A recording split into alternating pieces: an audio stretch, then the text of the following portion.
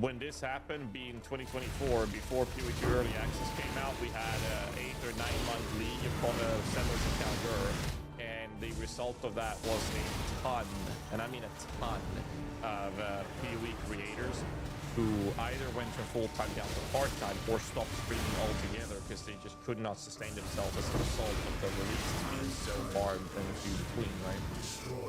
And it looks like that is about to happen again. So if they are coming in with a 6-month league now, does that mean that the next league launch after that will be 6 months later? I can guarantee you that there will be streamers who will just disappear from the industry or from the directory because it's just not possible to sustain themselves. Like, I'm lucky enough to have you guys because you guys are absolutely fantastic. You guys are phenomenal, supporting the community that we have, me, my family. Like, it's crazy to me, but it's like, it's rough out there, man. And that's our content creators, which is, you know, a fraction of a fraction of a fraction of the player base. But that's part of why content creators at least are upset about it. Unless, of course, you're a mega big streamer and you don't give a fuck. Longest was 2 weeks between PoE2, 0.1 initial reveal and 0.1 launch. And that one was understandable because it was like, hey, it's the PoE2 early access. Like, that makes sense to me. I understand the reasoning behind that. But I don't think we've ever had a single release situation of a league update that's been more than 2 weeks ever.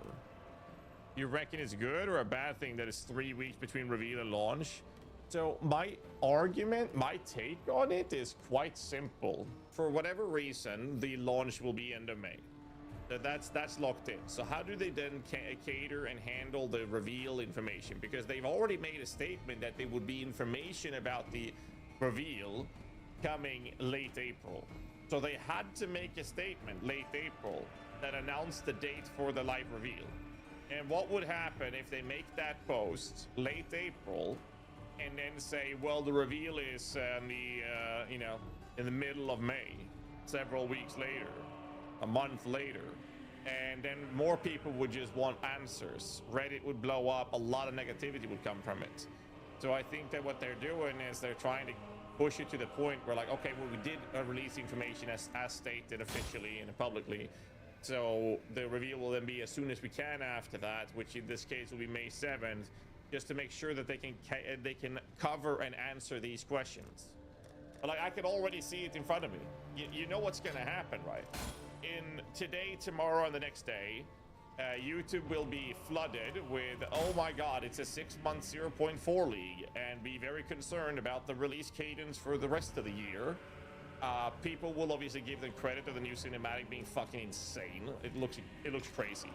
Then people will complain about communication. Reddit will follow suit and complain about communication and the release cadence. And then you're going to have a small fraction of people that are vocal that is going to be on the other side white knighting, saying, oh, it's fine, no, it's early access. And then people are going to use the counter argument saying, no, well, they did say commit a 4-month cycle. Anyways, all that shit will happen consistently till the live reveal stream is happening, and GGG are going to have to address the release cadence topic in the live reveal stream. And GG messed up and not doing mid-league nerfs. I agree, but I understand the counter arguments that they have. But let me know in the comments below what you guys think of this announcement. I will say this still, the cinematics, fucking chef's kiss. Anyways, hit the like button, subscribe for more content. I'll see you guys in the next one. Till then, stay safe and keep rocking. Yeah, that's pretty rough.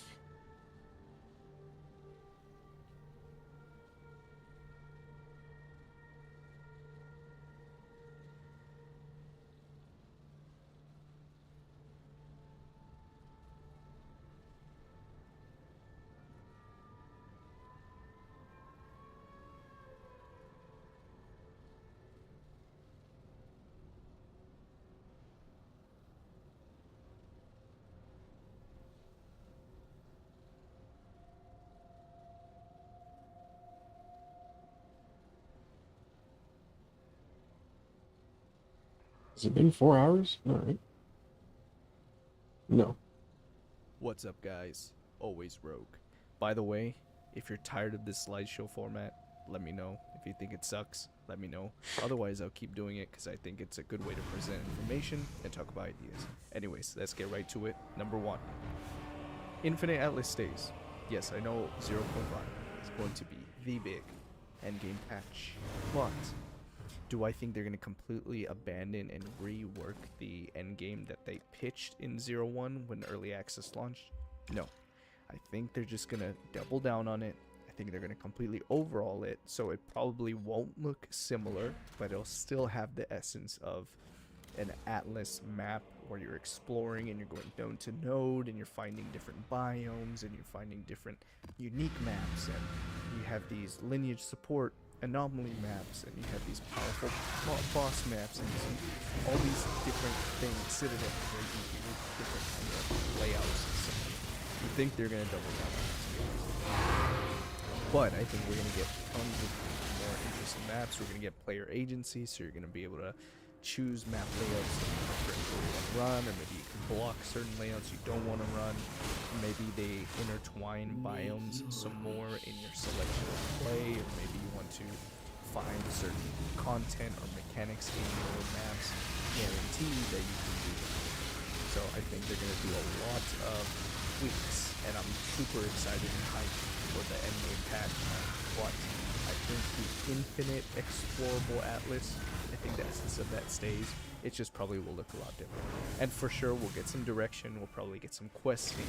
Might get some new bosses. And of course, the full Atlas overhaul. I think it's the major point, the major thing that I'd love to see is the Atlas being used. I would love to see essences, strong boxes, and all those side mechanics. And I actually will talk about that in the next slide. I want to see them be a little bit more relevant, especially Rogue Exiles. I love Rogue Exiles. I think they're awesome. They're just super underrated. But I think the Infinite Atlas stays. Number 2, side mechanics. So speaking of Rogue, I think these get buffed. I think they get buffed really, really hard. Hopefully. I hope they get buffed really well. But I'm going to take a gander and I'm going to say, yeah, I think it's going to get buffed. Because look what they did with Essences. Essences started really trash in 0.1. Maybe had a little bit of a use case for crafting, but not much because it was pretty gamba still. They completely overhauled it to be more deterministic, made essences better. Then we have our perfect essences, we have our greater essences, which both have strong use cases for crafting, and they make crafting so good that essences are a very integral part of that crafting to get good gear. They made Essence Uniques maps. I think they're gonna, hopefully, I would like to see them make a Strong Buffs unique map, a Rogue Exile unique map, an Asmeri Spirit map, which is one map that's filled with all of that content, right? Something to break up the monotony of doing your normal maps, to change it up, something cool and unique to look for. I hope they add stuff like that, and for sure, I think they're gonna add an additional side mechanic. So we're gonna have a main league mechanic in 0.5, but I think they'll add a side mechanic as well, so we'll see. All right, number 3. So I don't think there will be a new class or weapon in 0.5. Now I'm super 50-50 on this, and the community is divided on this, but I don't think Shadow or Duelist, or if you saw one of my previous videos, the Assassin or Gladiator, as what I think they're supposed to be called, I don't think either of these classes are coming. Now, the reason why is pretty simple. I think the amount of work they're going to put in this patch towards the end game and towards getting it closer, getting the game closer to 1.0 release, I don't think they're going to be able to squeeze in a class at the same time, because that requires a lot of effort. Look at 0.2 with the Huntress. Look at 0.4 with the Druid. They had to push the end game stuff to another league just to get the Druid out. I think the amount of work a class takes is not going to be able to fit in Not that much right a now. league at the same time when they're doing an entire endgame overhaul. I am 50-50 on this, though, because there is an argument to be made. The 4 classes that are remaining in PoE 2 that are supposed to be coming are classes that exist in some form in PoE 1. You have your Templar, your Marauder. Again, I think it's going to be called Assassin and Gladiator, but you could say Shadow and Duelist. But these are the 4 classes. They exist from the previous game. They kind of have a conceptual idea and class design and fantasy for these classes already. So Maybe it's a little easier to port them over to PoE2. Who knows? Maybe they can squeeze one in. But if I had to guess and make my prediction, which this video is, I don't think it's going to come. But I do think 2 of them will come in the next league. Whether the next league is 0.6, whether the next league is 1.0 release, whatever it is, I think we will be getting 2 of them. And then once release hits, maybe we'll have 1 or 2 more ready to go. But don't think it's going to come in 0.5. Alright, number 4. Missing Ascendancies. This, for sure, in my opinion, will be coming. And I think the priority here is the Monk and the Ranger. The Monk and the Ranger have been in the game since 0.1. We know the Monk Ascendancy is likely going to be the Martial Artist. It seems to have been data mined. For the Ranger, we see the picture. We have the picture here on the screen. People are saying Arcane Archer. I'm not sure where they got that name from, but probably also data mined, to be honest. I think both of these Ascendancies are nearly guaranteed to be coming in 0.5. The Huntress with the Wild Speaker, I believe it was called. Maybe it's coming, I'm not sure. And then the Druid maybe had a Beastmaster Ascendancy. These are the names that kind of been floating around the community.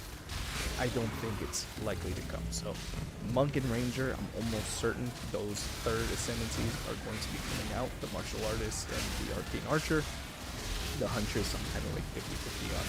And the Druid, I don't think. I think it's too soon. 0.4 just released. I don't think it would introduce a ton of Ascendancies into the game. And then worry about balance and stuff. I think there'll be 2, maybe 3. Hold off on the Druid one. See how it goes. Main focus is end game.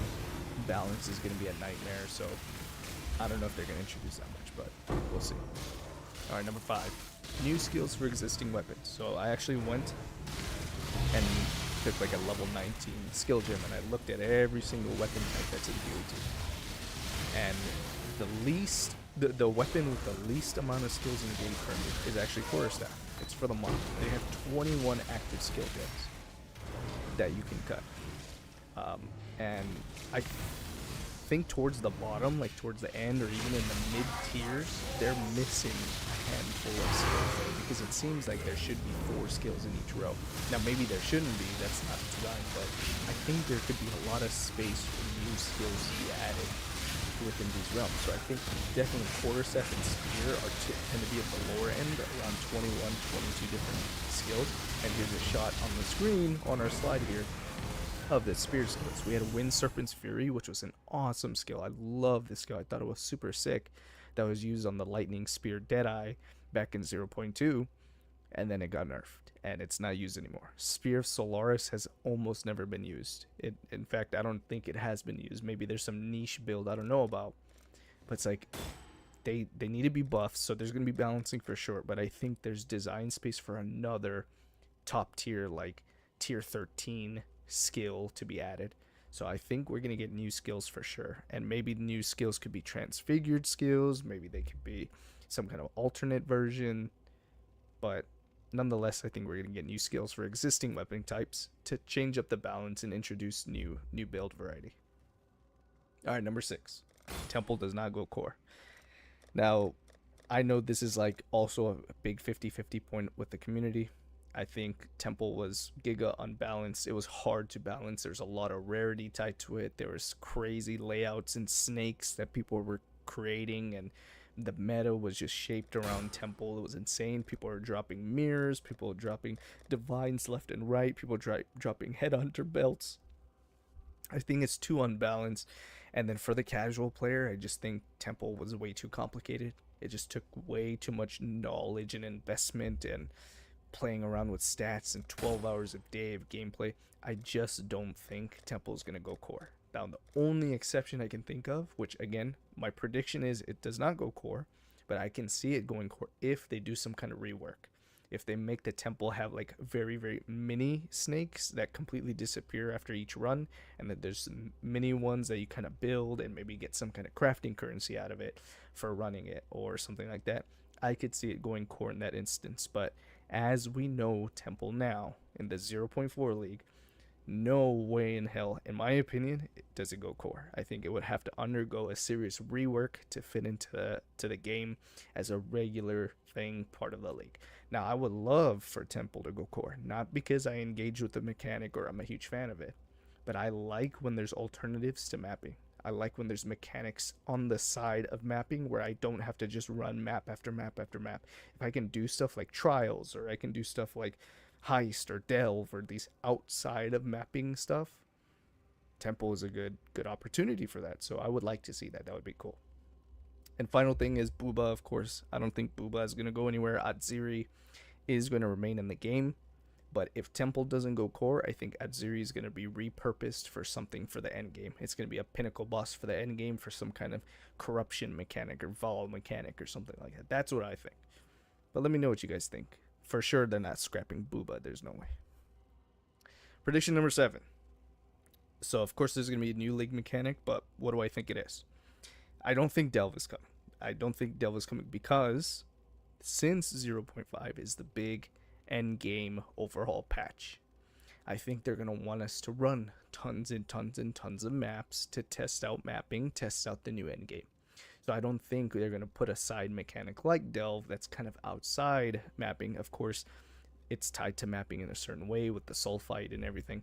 But what I mean is they're not going to put a mechanic in there, in my opinion, that's separate from mapping. I think they're going to want us to test mapping and actually go into maps and encounter this new league mechanic.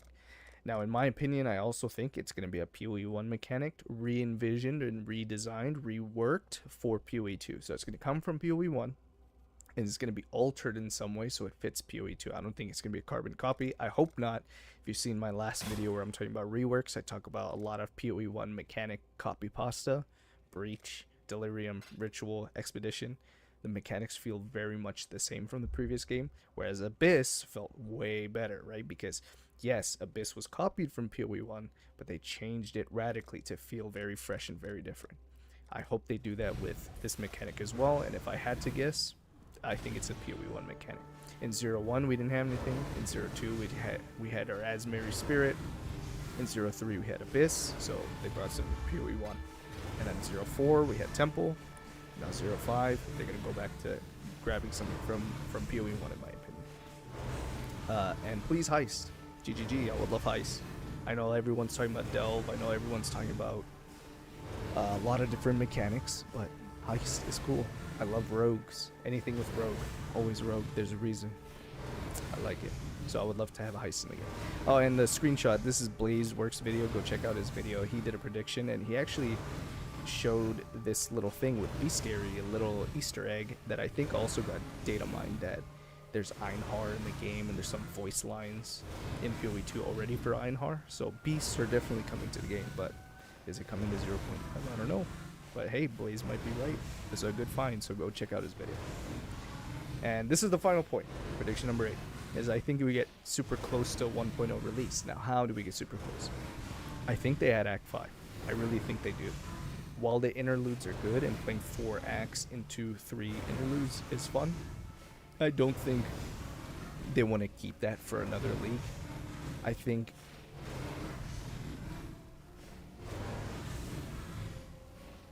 Oh, howdy all, grab yourself a drink. It is time for some Path of Exile 2 discussion. Although this video is also going to touch on Path of Exile 1, more on that later because there has been a delay for Path of Exile 2. Also, fun fact, I have got some sort of cold/flu/COVID thing. Don't know exactly what it is. It's not that bad, but it does mean my voice is a little bit funny at the moment. Cranky Games today made an announcement. That announcement is that Path of Exile 2's expansion is being delayed.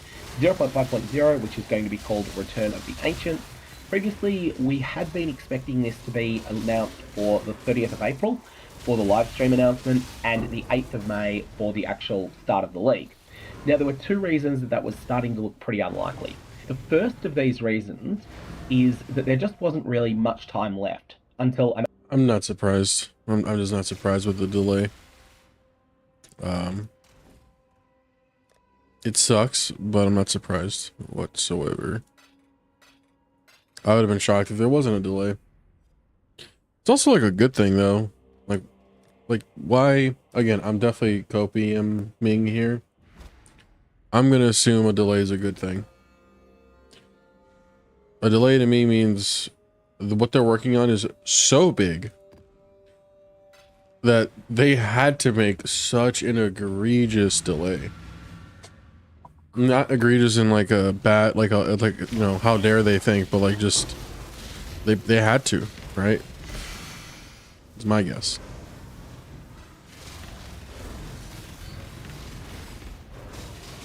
Like, I don't think they would delay it willingly. It was probably like really tough for them to even choose to do such a thing, but they probably felt like they had to, is my guess, because of the scope of what they're working on. Which again, you should take that almost like as a good thing.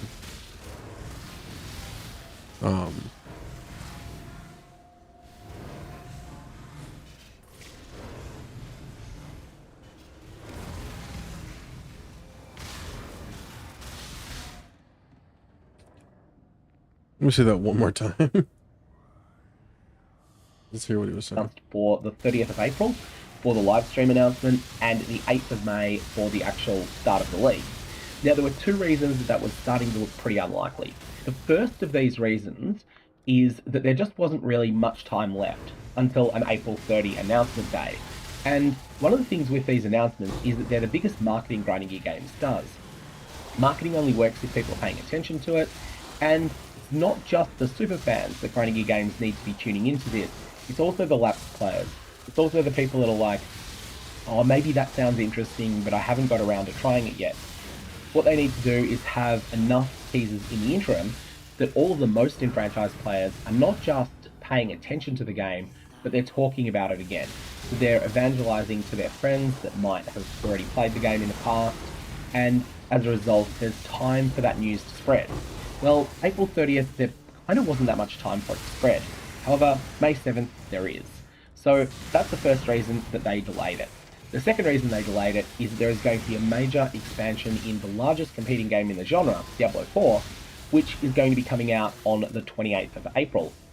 Now, even if this expansion ends up being disappointing, chances are a lot of people who are in the audience of both games are going to be paying more attention to Diablo 4 on that day than they will be to Path of Exile 2. And as a result, I feel like it was one of those cases where if the Diablo 4 expansion is extremely good, then the GGG live event will just be buried in good news about Diablo 4. If the Diablo 4 expansion is a complete flop, then the Path of Exile expansion will just end up being buried in news about D4 bad. And if it's somewhere in between, chances are people who are having fun with Diablo 4 are just going to be paying more attention to playing that game than they are with coming over and giving GGG Live's event a watch. Ultimately, it wasn't a date that looked like it was going to work that well for them, and they've chosen a new one. But they've also done something a bit unprecedented here, and that is that they've got a wider gap, a much wider gap in fact, between the live stream and the actual release. So the GGG Live event is on the 7th of May in the USA and similar time zones, 8th of May for me over in Australia, but the actual league start itself is 22 days later. So it's going to be on the 29th or the 30th, depending on where you are in the world. Personally for me, as someone with plans that were really set in stone for the 16th of May, this is an absolute relief. This means I will not end up missing out on several hours during the day on the launch of the expansion, but it is also quite a bit later than a lot of us were expecting. Worth noting how unprecedented this is. Every single time since Grinding Gear Games have settled into this GGG Live format, it's always been 8 days from GGG Live to league start, with the exception of one time. And that was the one time that 8 days before Grinding Gear Games' league start was exactly the time that Last Epoch's league was launching. This would have ended up going pretty badly for both games, and they both had a significant overlap in shareholders at the time. As a result, Grinding Gear Games pulled forward the GGG Live event by a day. Now, GGG also put out a Return of the Ancients announcement teaser. This really doesn't have much information in it, except just for a thematic image of an absolutely monstrously large tower rising from the ground. Presumably this is not anything related to the tower mechanics that exist or have existed in the past in various different formats in Path of Exile 2. Presumably it's something akin to the Burning Monolith, at least that's what it looks like, but the scope of this tower is one of the biggest things you'll ever see. It starts out zoomed incredibly in, where you're looking at a statue up close, and that statue itself is quite large, and then you get this sense that this structure that you see in the background here is possibly 10 kilometers tall or more. And it just bursts through the ground. It looks really cool, but it doesn't really have any more information in it than that. Now, everything that I've talked about so far has been exclusive to Path of Exile 2, but I did mention there was going to be some Path of Exile 1 news in this, and that is because Path of Exile 2 has been delayed. I figure the best thing to fill up the interim with is going to be a Path of Exile 1 event. Now, I haven't worked out exactly what this is going to be, but I do plan to run a private league, and I'm considering starting this my Saturday lunchtime. So this is the same day of the week as League starts, the same time approximately, but 6 hours later. So if League starts for you are normally about 2 p.m. on a Friday, then expect this to start about 8 p.m. on a Friday. If League starts for you are typically 2 a.m. on a Saturday, then expect this to be about 8 a.m. on a Saturday. And if, like me, they're normally 6 a.m., then you can get your beauty sleep and then get up for a midday start. However, I still need to brainstorm a few things about this. What I'm going to do is put a link down in the description below to my Discord, and I'm going to be discussing things over there. My general thoughts, though, would be that this private league would have a very, very minor difficulty modifier and otherwise be essentially Mirage with a new economy. So that's something I'm thinking of running starting this Friday or Saturday, depending where in the world you are, and then going forward for maybe 20 days. And that really ends up being the Path of Exile 1 news part of this video. I'm going to leave it there. My Evalobs have interesting results, and down in the description, you'll find that Discord link if you're interested in finding out more about my private league or potentially shaping some of the discussions about what it might be.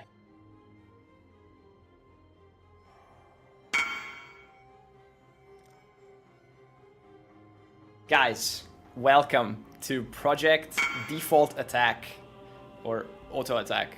Default Attack, that's what it's called in this game that we all love, Path of Exile. At the end of each league, we do some stupid min-maxing project for the sake of min-maxing, and we've run out of a lot of the stats that we could do. We've done, you know, all sorts of movement speed, cast speed, damage, other like projectiles on screen, ward, energy shield, life, stats, all that stuff. And for years now, people have been recommending, why don't you try the min-max Default Attack? And I figured it's time to actually do that this time. These are functional builds that will function in content. And we have some content prepared here that I will explain. I'm gonna go over what these characters do in a very TLDR fashion. I don't wanna bore you with too much numbers. It's either gonna be based or cringe. Hopefully it's gonna be based. We have spent over a week crafting for this stuff, over a week of planning and preparing and leveling characters to 100 or close, and we are unleashing the potential of the auto attack. Doing charity work today.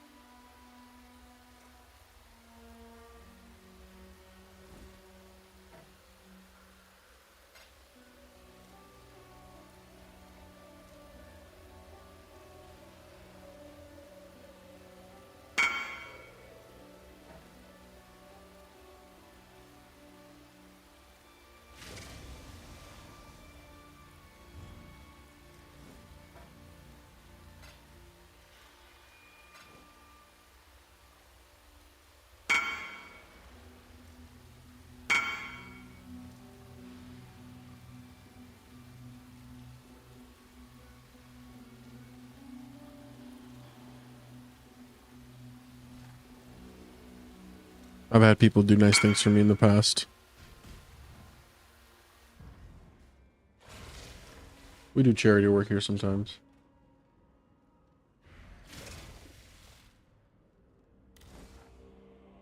Was I done with this map? Here we go. The patch on late April. It wasn't true. They are going to do it in May 7th. I was not done with this map. Properly say we are going to do the full live reveal on late April, but they say we are going to be revealing everything about the patch on late April, meaning we were hoping for the live reveal, right? So what we got instead is the teaser. Well, at least we got something, right? And then the other thing is May 29th for the actual release of the league, and people are mad about this. People are very unhappy about this because because of several reasons. First, they told us that they were always going to do 4-month releases and they were going to lock in dates rather than content. That only lasted for one league and we are back to locking in content, right? Okay, let's forget about that. That still means that we are going to have a 6-month league in 0.4. It released in December, second week of December, and now this is going to release basically at the end of May, so full May. It is a 6 months league, brother. And this also brings into consideration the fact that what is going to happen for the next patch. Because even if you do 4 months, then the cycle goes out of whack because you need a patch in December, right? There is no way they don't do a patch in December after Exile coming November. So this brings the worry that this patch is also going to be a 6 months patch. So we will probably, this is not confirmed, but we will probably have, like, this is what logic tells you, we will probably have 2 6 months patch back to back, which is insane, And why do I think this is the case? We have this website right here that is called Path of Exile 2 database. The person that runs this website told people they are going to delay the league. It is going to be late May, early June. This is going to happen. And people told them, you are crazy. It is not possible that this happens. They were right. They even predicted the date on point, and there it is. 36 days, almost 37 days from now. So over a month away from now, people are going to go insane. But the other thing that I want to point out is that since I started covering this game back in 0.1 in December 2024, with every prediction that Path of Exile 2 database has made, they have not been wrong once. Every time that I have seen something about the future of Path of Exile in this website, it has been true every single time. So much that sometimes they hit something and they take it out because they are revealing something, and then with time it proves to be true, and that is why they took it out. Once again, they predicted this. Now, when they predicted this, they said this is going to be a long league because there is not going to be in-between patch, and they are going to release 1.0 this date, December 11. What I am meaning is, me personally, since I have seen them being correct every single time, I am going to believe them. I am going to believe this is the release date. Simple as that. I am going to believe this is the release date. Also, you could argue that could be a middle patch, like 3 months and a half patch, 3 months and a half release. But they also predict. Yeah, I think we're gonna get a like a 1.0 similar patch, or is it I'm sorry, not 1.0, 0.1, or was it during 0.2 where they did a lot of reworks with like the towers and some of the endgame mechanics, like Arbiter and like the those like where you get the fragments to fight Arbiter, where they made those a little bit more easier to get to and that kind of stuff. Like, there's a good chance, I have a feeling they're going to do something similar to that, because if this endgame is going to be as big of a rework as it's, I don't know, vibing out to be, I'm sure there's going to be a lot of stuff within endgame that is just going to need a facelift or a touch up or a slight rework here and there that will require it will effectively require some sort of update kind of midway, or at the very least like a month or two after, similar to how they did it with the towers and stuff, is my guess. I wouldn't be surprised if they do that. That there is no in-between patch, that is going to be 0.5 and then 1.0. I am going to choose to believe them. You are free to make your own conclusions. You can believe them, you cannot believe them, you can do whatever you want. I am just telling you, since I started covering this, they have not been wrong. They hit a prediction once again. I am just going to say fuck it and I am going to believe this guy because there is no way in hell you can hit it every single time. And it makes sense when you think about it. They also Then I'm gonna ask the question, how does he know this? How does this person know this? Like, who is this person that works on the database website, Datamine website? How did they know that? Nobody, literally, I don't think I saw a single person that was like, oh yeah, for sure that's gonna happen. Again, it was probably just like a copium thing, like nobody wanted to believe it kind of thing.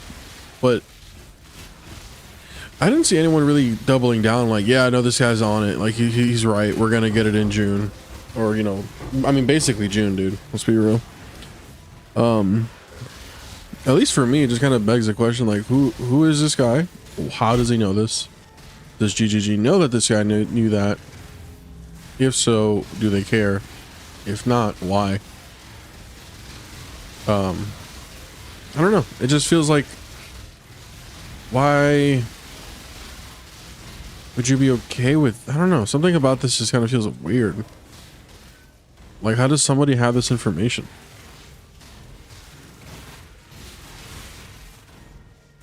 They have to have, ooh, another Radon.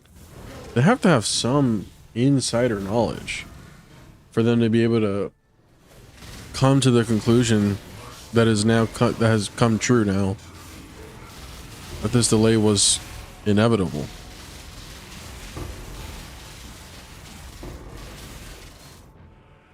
have to do the PoE1 league. There is not enough time to properly have a 0.5 league, then throw a 0.6 league, then have ExileCon, then have another patch for December. It is too crowded. It is not going to happen, brother. Let's be honest in here. Like, and with ExileCon in November, December is the launch. Like, it is too logical. There are too many points to draw the line to not say everything is pointing to that, right? Everything can change. I am not saying yes, this is set in stone or whatever. Anything can change. I am just saying this is the trajectory things are taking, right? And it is hard to not think things are going to be like that. I told you there was a lot to talk about this, and one obviously was the date and the 4 months and all of that. But let's talk about the teaser itself, right? People want to talk about the teaser itself, by the way. We will probably be milking this teaser for 1 fucking week. Everything we can decode about it. I think this is the monolith, right? The monolith of fire, the warning monolith or whatever. And this is like a structure that is racing like around it or something like that, or a similar structure. Maybe it is not the same burning monolith, but it is a similar structure elsewhere. And since this thing is called the Return of the Ancients, this obviously means that these ancient guys are the precursors, probably. Like the precursors that build all these crazy things, like the ones that did the edicts, like when we go and we look for the third edict with Singh and with Tabakai and all those people, right?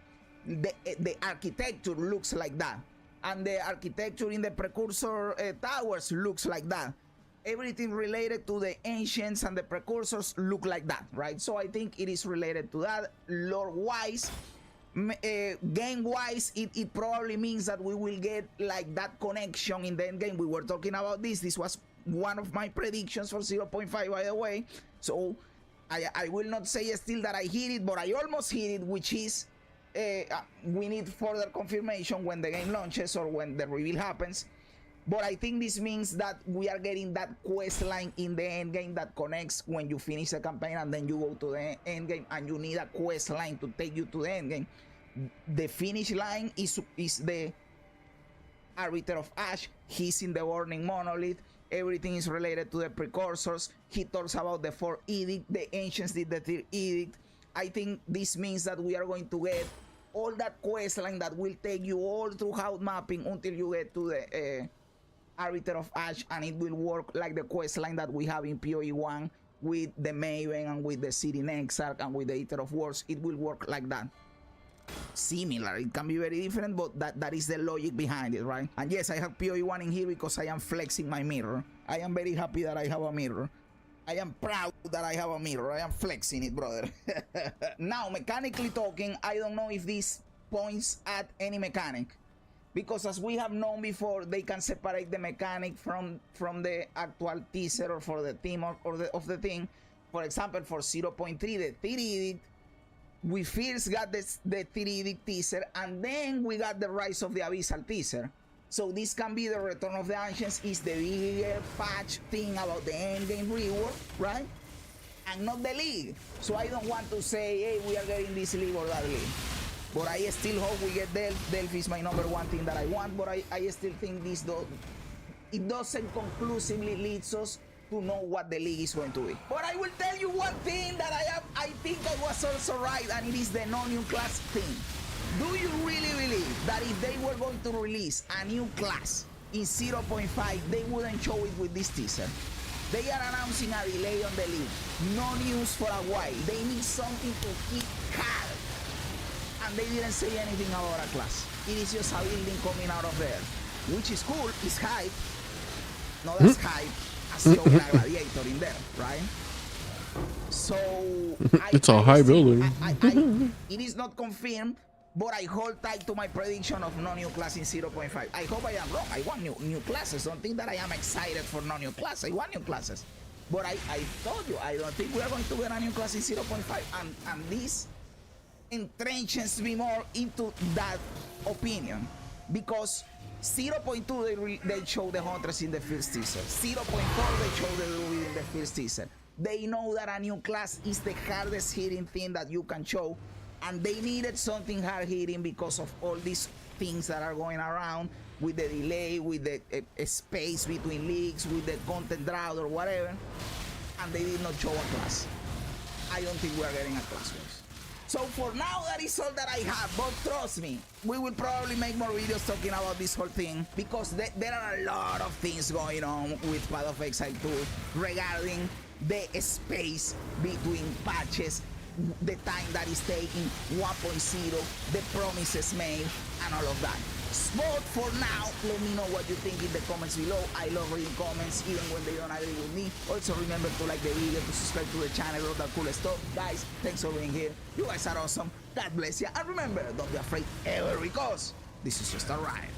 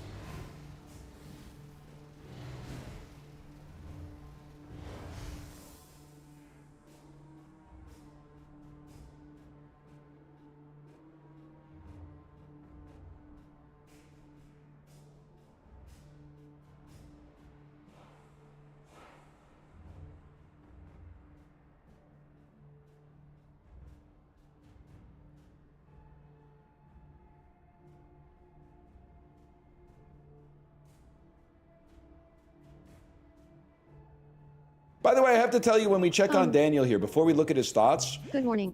Last night, he betrayed me in the ultimate way that a man can betray me. He's good friends with my wife, but he's only acquaintances with me. And also, if I may, my character was spending a lot of time vibing with my real-life daughter, who also in the game is my daughter. I vibe with her. She's just sort of like, she's okay with me. She thinks that we're like-minded. Like I'm getting blown out through every possible avenue right now, man. Just like real life. Well, it'll change when she needs something. I've never really thought about what my eating style is, by the way. You okay, Dan? Did you discover something? Oh!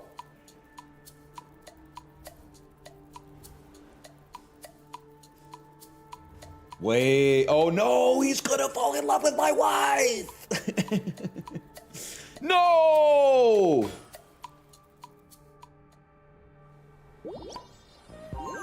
Or maybe he's just having a good day. Pink thought bubble? Wait, does he? He does have a pink thought bubble. Kate, I might be proposing to you. Let's see. I want to propose to Yo! Do you think that's I've a good had this idea? pink bubble for like 18 hours. And my daughter kept being like, you should press the pink bubble. And I'm like, I'm not gonna, because I want to do it on stream. In that case, I'll summon all my courage and ask for her hand in marriage? Ooh, The thing shit. is, my heart is racing, Nope, and my worthless. head is full of distractions. Too real. Any chance you can come with me and help me focus? That's a huge aura loss. Okay. Then it's time to go see Kate.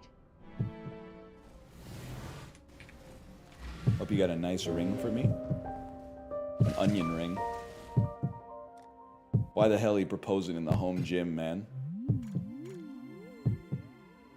Don't get it twisted. Thanks for meeting me here.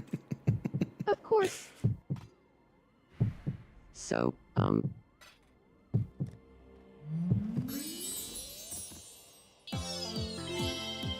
Fire at the distracting thoughts. I can do this. Don't think about yummy cake. Oh, but it's so difficult. Don't think about your child. Stop thinking about your child.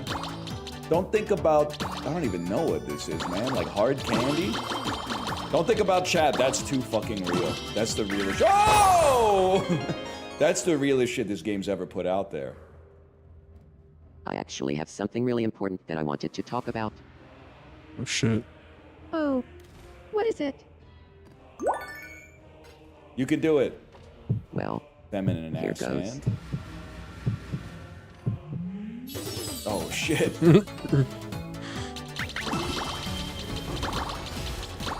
Surely we could let. Whoa! Traveling.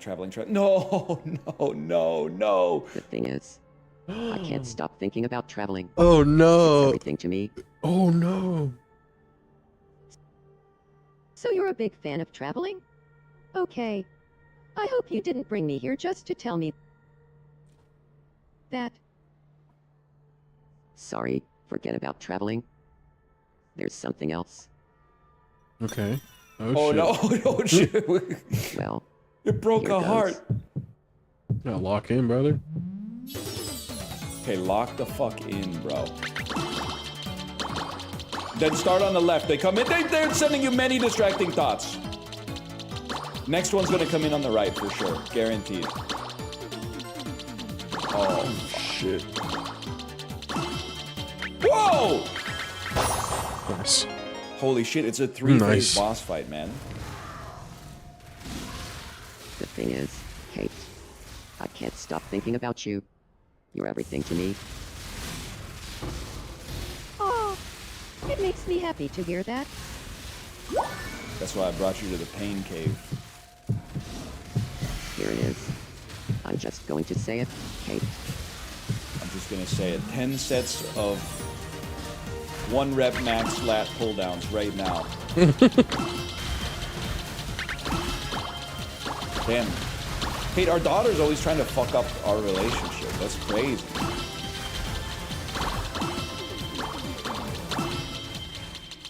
You could have thought a little bit about Loco Moco. Whoa! No, no, no! Get him! The final boss, Dan! The rival! He's got a scar across his face. He wears a hearing aid. Will you marry me? Pause. Oh, yes, of course. I'd love to marry you. Let's go. It's just that easy. Yay!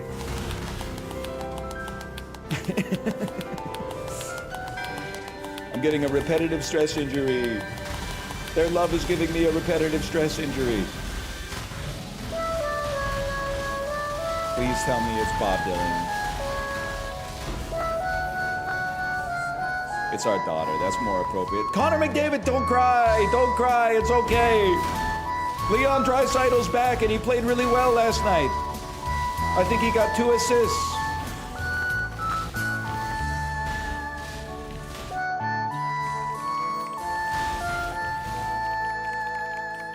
Actually, it looks a lot like the anniversary photos we took in Korea, Kate. They did a great job. I'm a tour to Hawaii! Let's fucking go! Glove. I'm diving. Love, I'm diving. I guess we should start living together. As is the custom. Oh shit! Damn, it's on the news! This must be Dexerto. We interrupt to bring you some breaking news. We've just received some surprising news. We just learned that newlyweds Ryan and Kate are together as a couple in Brothers World 2. The couple told reporters, "We thought something was up, given how we kept getting dragged to each other." Let's build a house for Ryan and Co.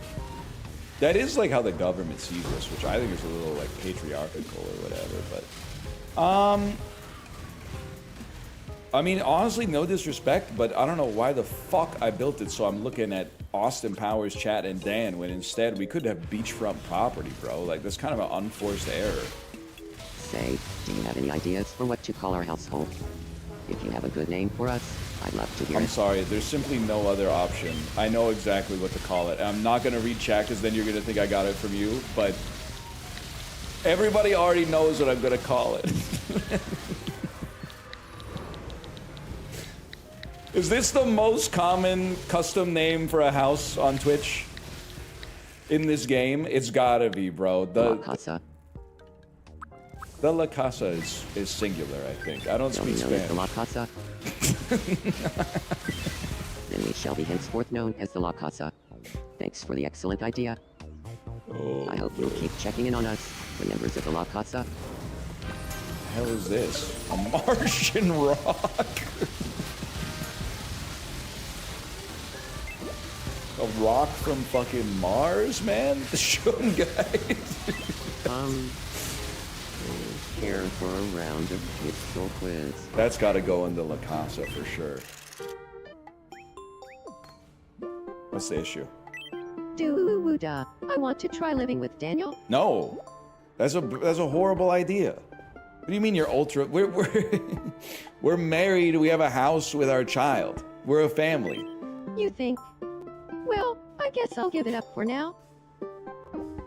Yeah, you do that. You fucking do that, okay? Look over here. What the fuck, man? This is a crazy question.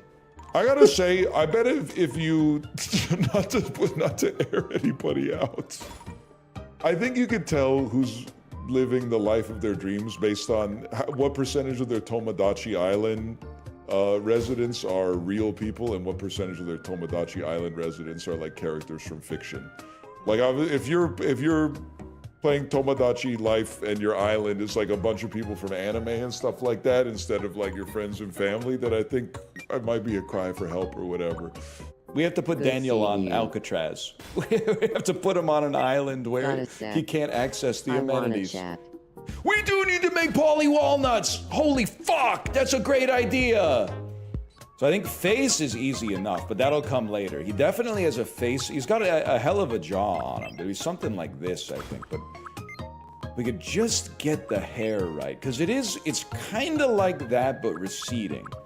He is also like, he's old man tan. That's true. Like he's very kind of, maybe even, we're kind of getting into like Latino Paulie Walnuts there.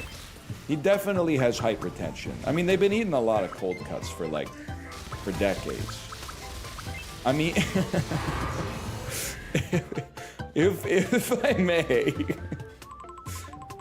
it kind of is this, but yo, Gen Z Paulie Walnuts, that's Cap T. There's one at the top, like up here. Oh! Paulie Walnuts! Is there a Filtrum option? Oh my god, it's fucking him. It's fucking him. Okay, we go much bigger nose. Bro, it's Paulie Walnuts! That's him! Filtrum is one above tab on bottom left, second tab up. Holy shit. Okay, that unfortunately looks way too much like a Hitler mustache.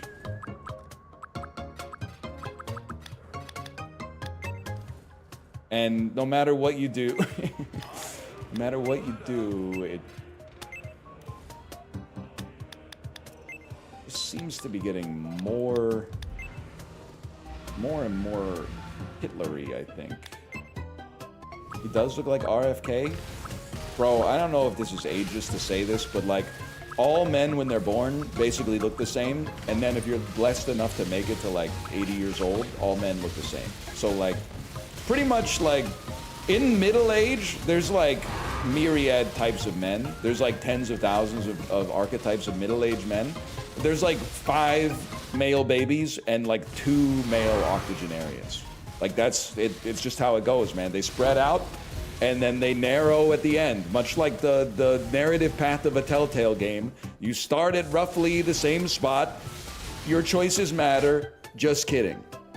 I'm gonna go ahead and say it. Takes one to know one. I think Polly Walnuts might be undiagnosed neurotypical or neuroatypical. He's a maverick, a determined self-starter, quick to execute plans, puts a premium on results. Buddy, that's Polly Walnuts.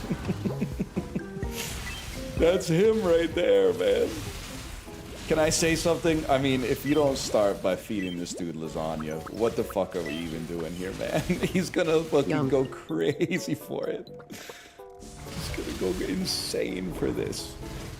He loves it! You literally made Suburbia? It really makes you think? I did not make Suburbia, bro. I made a housing district surrounded by like walkable parks and retail. Like, look at my Reddit urbanist, bro. It pisses me off. Why is there no mixed use, like retail on the bottom, apartments on top? Because they don't have that shit in the fucking game, bro! What do you want me to do? House store, house store, house store, house store. Now all of a sudden, Connor McDavid and Polly Walnuts have to walk all the way across the fucking island just to buy groceries. You put all the houses close together and you put them close to a grocery store. It's called a fucking district! This is called the housing density. This is what you want. Yeah, yeah. But with no tracksuit. Dude, I don't really understand. I think the whole delay with PoE2 is fine. Call it copium, whatever. I think it's a good thing. At least it's a sign for this patch. Maybe not long term, big picture. I do think that they have to, like, there's no way they made that decision like easily.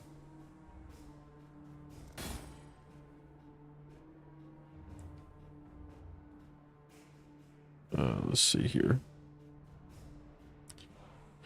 Bunch of trash. Is this any good? Oh. Like, people are gonna probably blow this thing out of proportion. I mean, I sort of understand why, but like, come on. Ooh, nice. Little Devi. Little Devi. That's any good? Next life. Not really. Yeah. I think it's fine.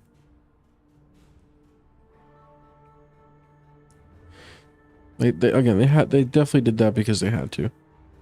The scope of what they're working on, the scope of the new game had to likely just be fucking massive. They had to hit the oh shit button and fucking send it on to May.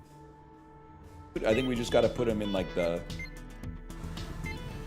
It's my guess. Put him in like the classic La Cosa Nostra fit for now.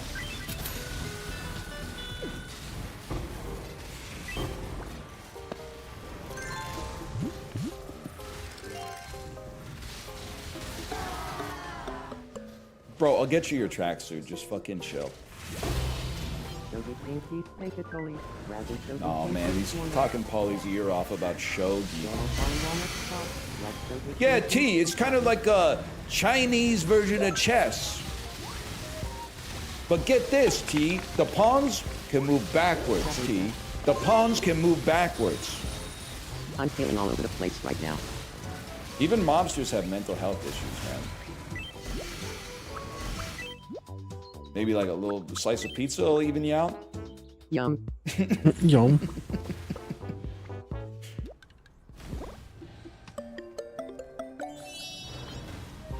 he liked it. Okay, I've realized another thing we should do for Polly Walnuts is only feed him Italian food. Sweaty Walk is up there as well, but I don't know, there's some, the catchphrases make me laugh every time, because mentally I'm like 6 years old. Hey T, that is such a neat thing to say. Not wrong about that. Pardon me, could I have a moment? My name is...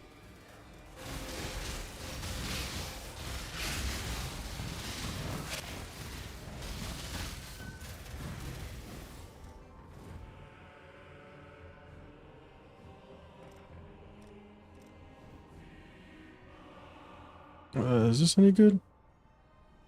Nope. Chaos damage.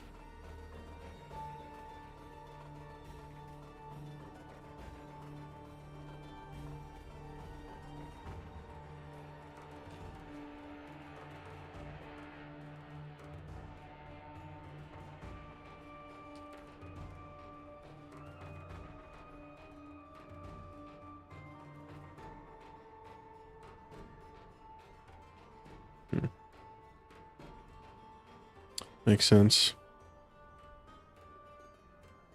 Oops. What's going on, everybody? Welcome back to another episode of the Passive Tree Podcast. Podcast dedicated, talking about life, Path of Exile 2, and everything in between. Today on episode 45, I'm joined by a fellow ARPG content creator, streamer, the man with the blue hoodie himself. It's none other than Rax. Welcome on, and how are you doing today, sir? Hey, man, thank you so much for having me. I'm doing great. How are you? I'm doing good, man. I'm so happy to be able to talk to you about everything that we're going to talk about today. Before we get into anything, I just want to just express this kind of interesting sort of place that we're in right now within the PoE space, PoE 2 specifically. There's this certain level of hysteria that happens prior to any league that comes out. And this one, I feel like, and I don't have too much experience with this, but this one feels like it's extra hysteria because GGG has been very, very quiet about the news. Not so much everything. anymore. We've gotten to the point now where we're dissecting Twitter messages for cryptic, images and stuff like that. Have you been noticing anything going on with regards to this? Or have you been completely tuned out of the hysteria happening? No, I've definitely been following it. I don't know. People are just salivating for more PoE 2. I think part of it is because the last couple of patches aren't exactly what Grinding Gear's games said they would be. They've been like shifted forward, and at a minimum, this is supposed to be the mega endgame patch. So, I definitely feel it and hear about it all the time. Like half the messages and all of my. I'm gonna say it again. Probably for good reason. We have to trust them. We have to be implicitly trustful first. Give them the benefit of the doubt. Let them try their best to rise to the occasion. I don't see any other way through this. It's going to be rough. It's going to be tough. It's going to be tumble. But we have to assume that this is for the good.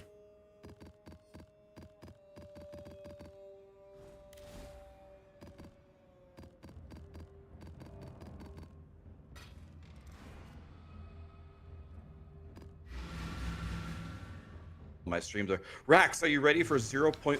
What secret things can you tell me about 0.5? It's like, guys, I don't know why you think out of all people I'm the one that would have this info, because unfortunately I'm not. Yeah, it's I think the community is going extra nuts right now, and they're really pushing it to the last minute, I feel like, based on like their kind of initial timeline that they proposed, kind of end of April, early May. And so I think the general sentiment is that we're getting something like this week, hopefully. So sad that we couldn't discuss like the upcoming patch in more detail, because I was really hoping that like by this podcast we'd have like at least something to sort of talk about. But one thing that I did want to talk about is just what you've been up to lately. So I've kind of been popping into your streams here and there, just sort of keeping up with you. What's been going on the rack side of things? So, I always have been a big Last Epoch player. I've played Last Epoch since before it has released. I think the last season of Last Epoch was by far its best one. If for no other reason that it introduced Last Epoch's take on corruption. And Last Epoch's take on corruption is a little bit more favorable, I think, mathematically than grinding gear games. And also, there are just so many other random, crazy outcomes.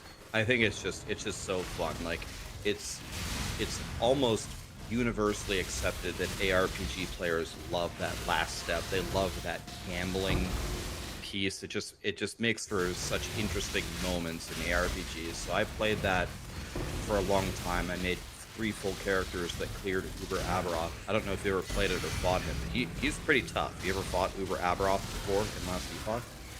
No, I haven't gotten to him yet, but I played the new League. I played it on hardcore, and I love the SSF like mode in Last Epoch. I think it's like the best SSF mode out of like any ARPG.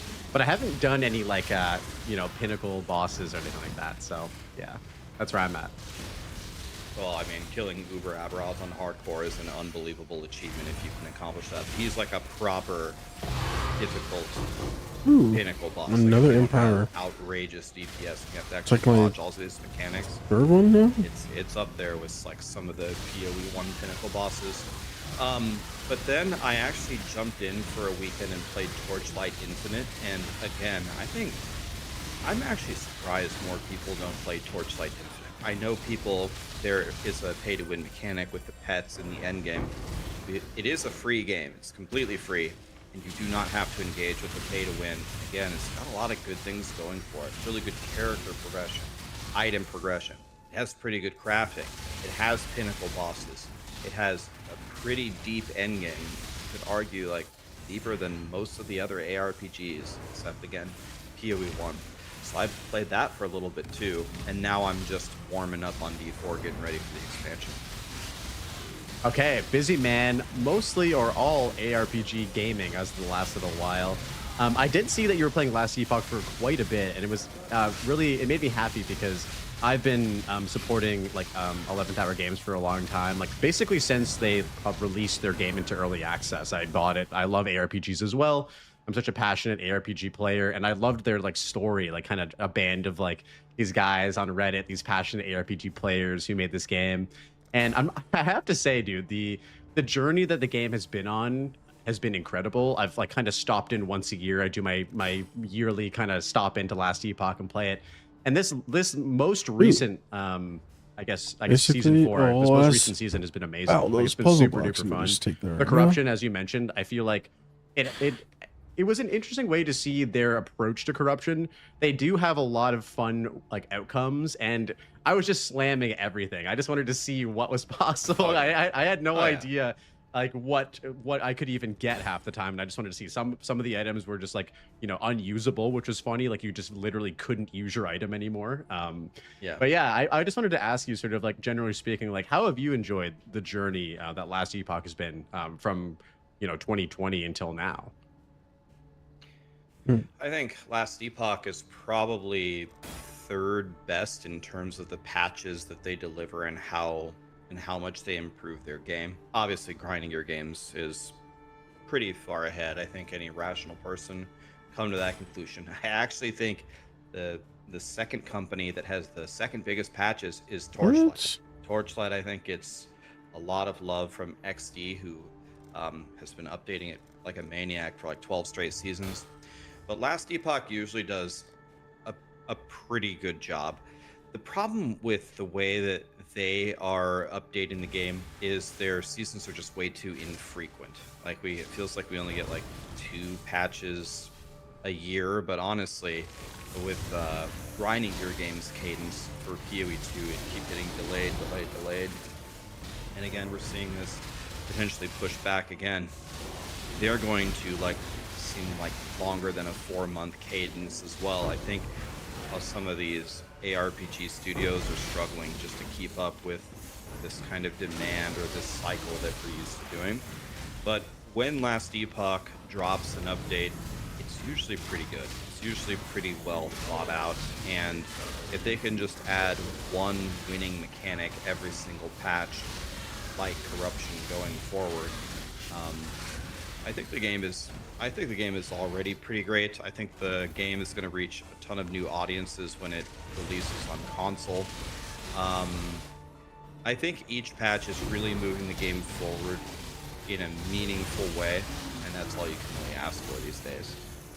Yeah, definitely. I mean, I think the crafting system in Last Epoch just stands pretty high up there on the ARPG like crafting system tiers. Like, it's hard for me to, think of anything else that sort of has sort of that accessibility, but also that depth as well. I think obviously Path of Exile 1 has an insane amount of depth that you can do, but I think the accessibility portion of that crafting system is a little bit like overwhelming at times. So I think they really hit the nail on the head with a lot of things in Last Epoch. I think that it's really cool that they're very aware of sort of the feel of combat and how they've sort of over every single update, they've really just dialed in their animation, sound effects, and it looks like they're going to continuing to do that with like every patch as well, which is cool. One thing that I'm not super stoked on is like the paid like Paragon classes. I feel like that kind of threw a wrench in myself as a person who was, supporting this game for a long time under like the premise of, buy the game once, get all of the content basically moving forward for forever. What are your thoughts sort of about the paid classes coming in, I think next season 5? Yeah, I think the paid, is it next season? Because I thought it was the season after that. You might be right, but I thought it was the next one. But I don't know. Maybe you're right. It's either the next one or the one after that. So for me, the biggest issue here, out of all the complaints that I hear, the one that I find the most valid is that EHG just didn't tell us the truth, right? They told us that this would never happen. They would told us there would never be an additional charge for any other content in the game, and now there is a charge. So when people say, Rax, the thing that bothers me is they lied to us, I have no defense for that. That's true. Excuse me. So the rest of it doesn't really bother me that much because excuse me, losing my voice here. Too much screaming at people in World of Warcraft. You ever played Classic WoW?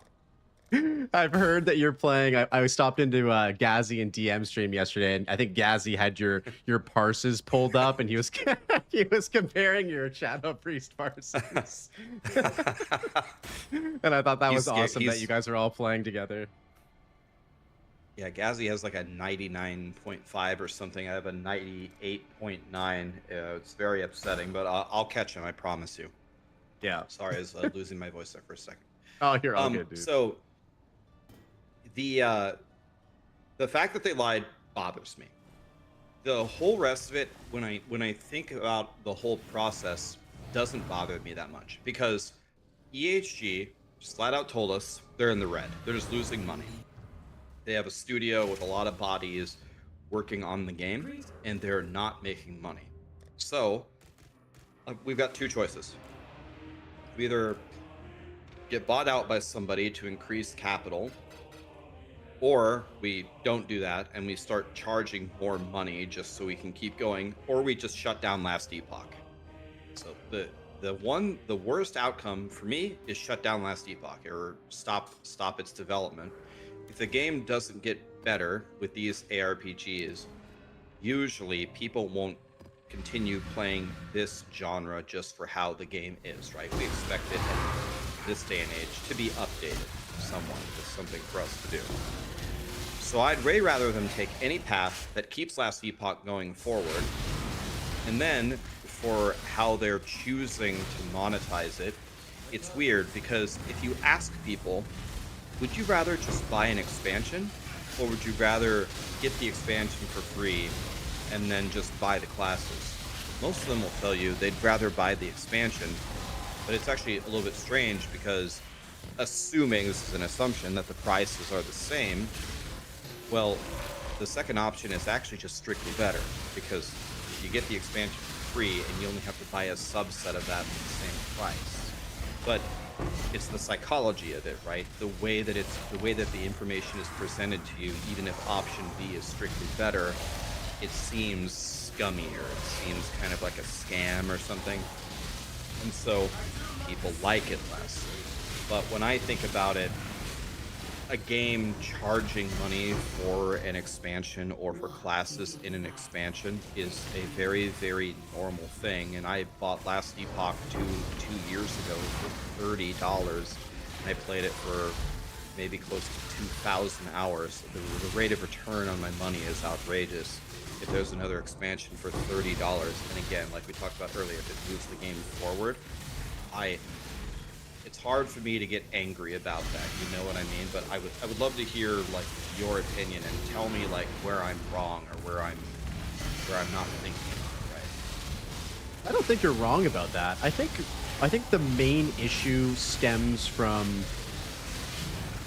first of all, I think we've talked about the initial point of the problematic of the lying, right? I think that's ultimately where people get the most upset about, is that expectations.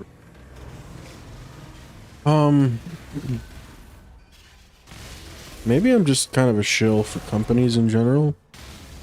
Although I'm pretty anti-companies, generally speaking, but you know, I doubt they did this because they were like, we're gonna say something and do the other thing deliberately.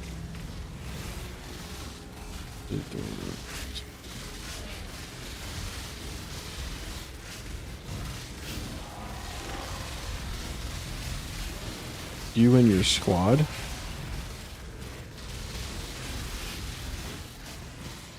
Yeah, I definitely need to put back on some security features. Holy shit.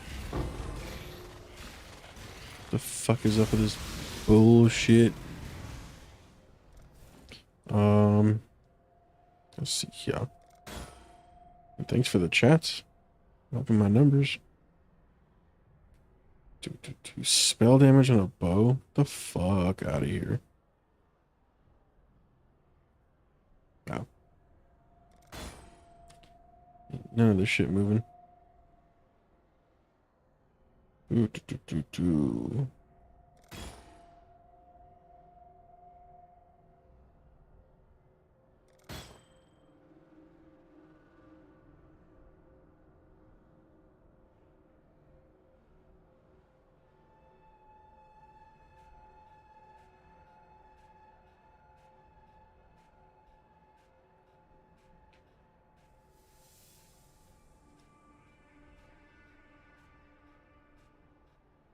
Yeah, I definitely gotta put back on some security features. That was a mistake. You guys need to get a job. You know what I mean?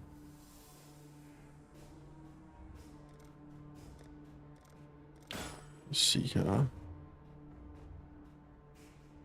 the artist.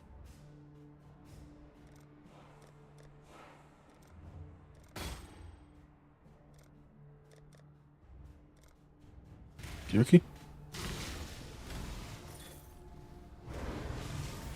Another Redan, please. One more Redan, por favor.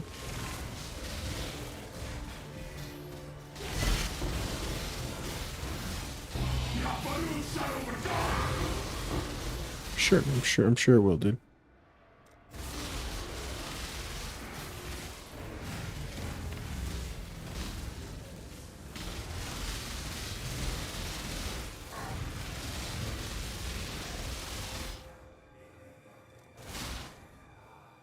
Debuffs expire faster.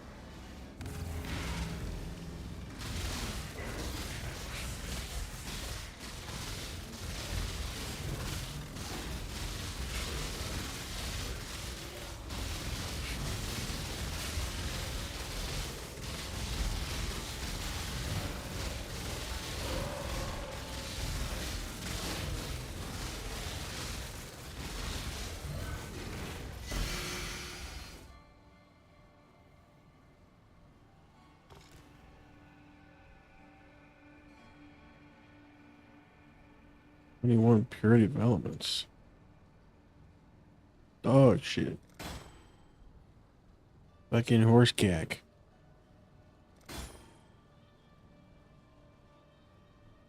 You any good? Nope.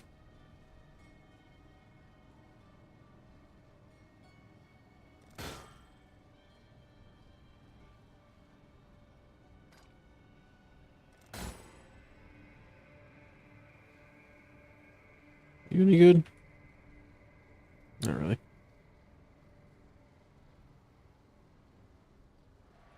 You any good?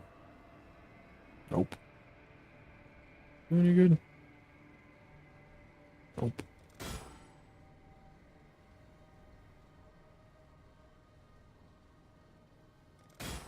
Hey. Little divvy.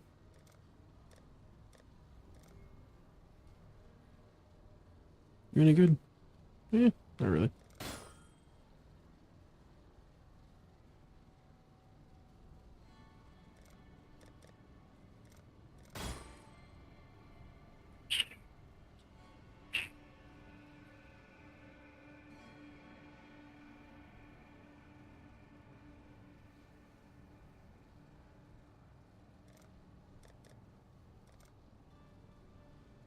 Okay. Got my Radan, Radon, Raiden. Rated this. Yep.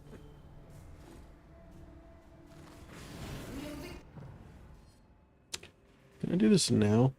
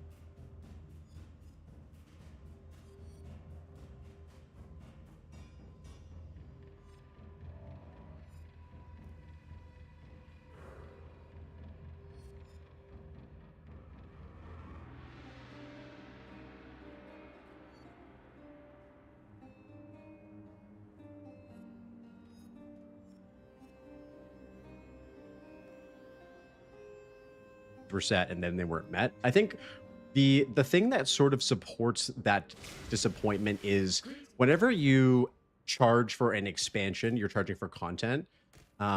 Everybody who buys that content essentially gets to play through that at the same level with all of the existing classes and playstyles, essentially. You know, obviously barring some balance changes to classes, weapons, and whatnot. But if you charge for a class but then release the expansion for free, what happens? I don't think, dude, I don't think developers say something and then when they have to walk back on it, I don't think they're doing that because they're like, we intentionally want to fuck over fans or something. They're probably doing that because they had no choice. Or that, or they just start cutting people, or, you know, something not fucking enjoyable. Like, damned if you do, damned if you don't thing.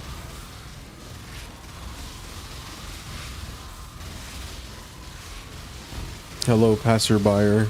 Thanks for stopping by.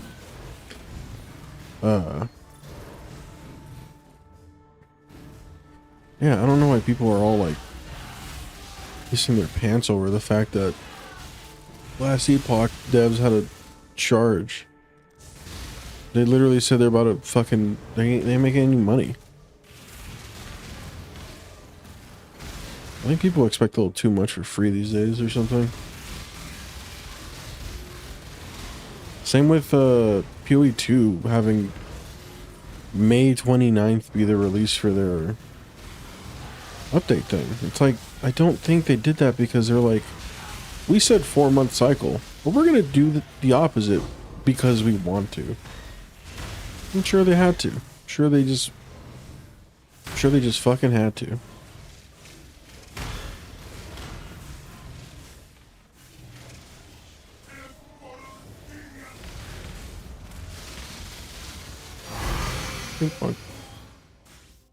Happens is that everybody who decides to play the expansion gets to play the expansion, but there's only a subsection of people who get to play the new class, and so it creates a sort of divide. And then what oftentimes I've seen happen, and we've seen this with Diablo 2 Resurrected, with the Warlock, we've seen this with Diablo 4 with the Spiritborn, is that oftentimes these classes are a bit, I'm sorry for just listing 2 Blizzard games specifically, but those are the ones that came to my head. Go ahead.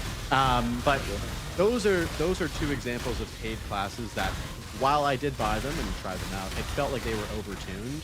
And it kind of raises a discussion about, if you're going to sell a class, where does it lie on the power scale? And oftentimes you don't want a class that you're selling that's basically helping generate revenue to be underpowered, right? It just doesn't make sense. And so I feel like they generally fall onto the side of they're a bit more strong than they need to be. Like, you know, the Warlock in Diablo 2 Resurrected just shits on the game, right? Like, with very little investment. And so that's kind of where I think it can be a bit problematic. What do you think about that particular point? That first point you made, I've actually never heard that. I think that's actually brilliant. That is an actual, tangible difference in that people's experiences are different. Playing the expansion without having access to the classes for some people. That's a good one. I've actually never thought of that. I think the other part is a problem, and it's a phenomenon that happens often, but that's just like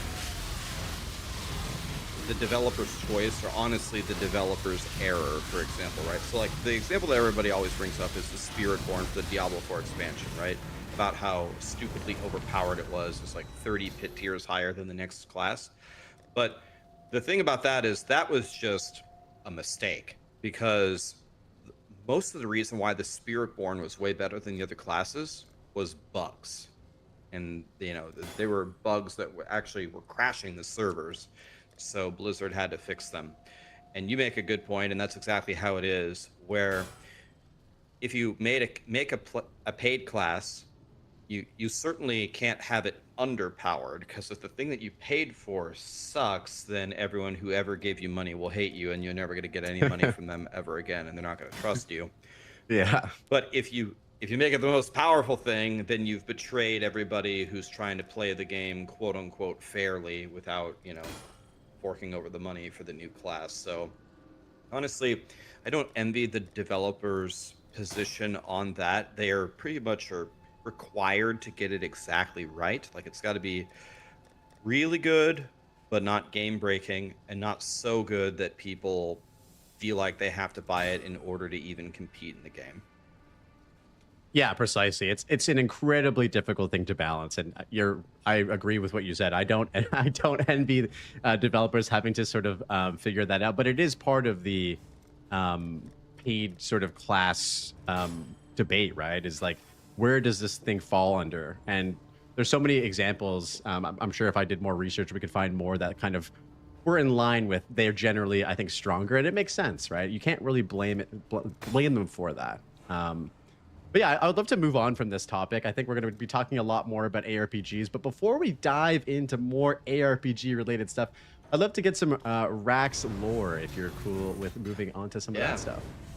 Okay, so I heard this question on Lex Friedman's podcast.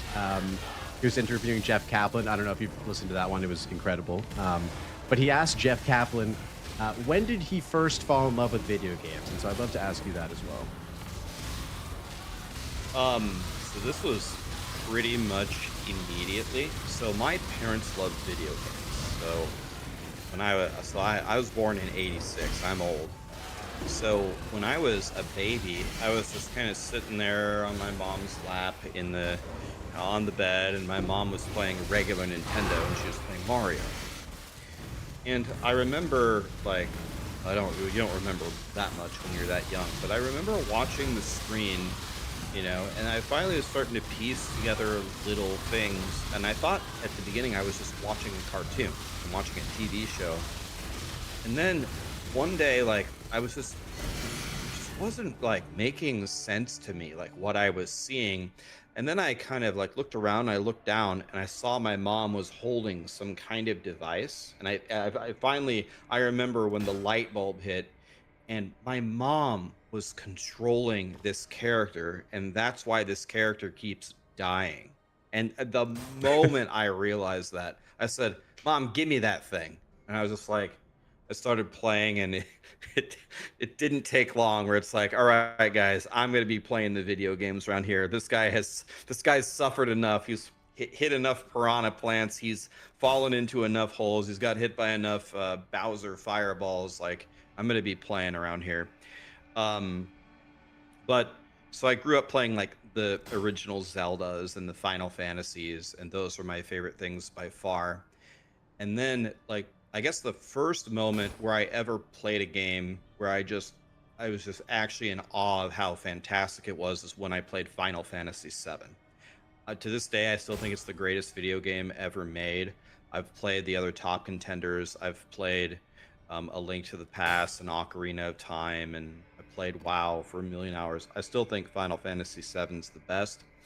And then how I got started on ARPGs is when Diablo 2 came out. My friend Corey bought it, and I started playing it, and I was like, wow, you're like actually dungeon crawling and upgrading your gear. I'm like, oh, dude, you should not have shown this to me. Because then I was just addicted instantly. It was terrible. Diablo 2 was such a amazing game for my childhood as well. I remember my stepdad came home. I've told this story a bunch of times on this podcast, but I always love it. And he bought Diablo 2 secondhand with a bunch of other Blizzard games like StarCraft and the expansion pack Brood War. And he just came home with this box of amazingness.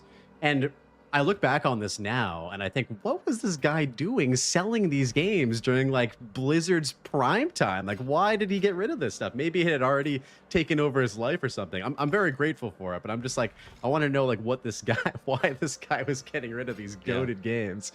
And yeah, so I love that. So you started off at a very young age. You're playing console, and then you kind of swapped to ARPGs when Diablo 2 came out. You've listed quite a few games off there in your answer.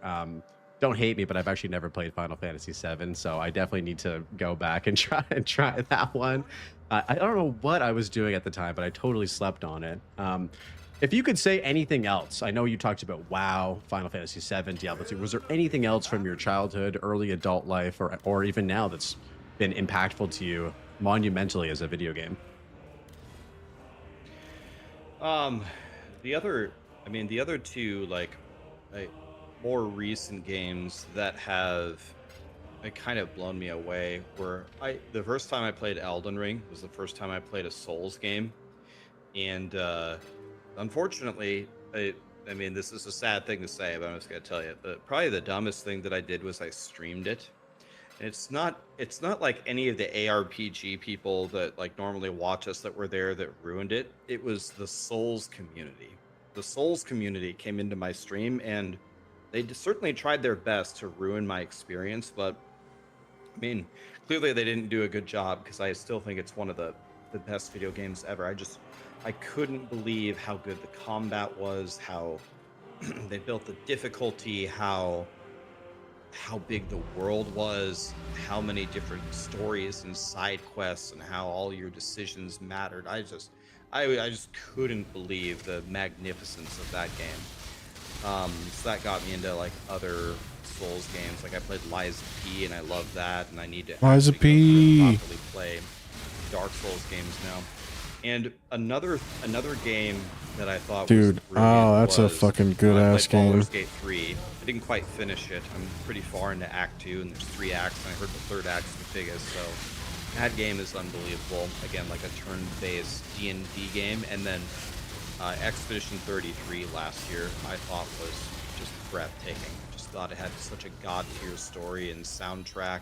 I love their take on turn-based, but it also had some skill elements to it, like the dodging, parrying, or whatever.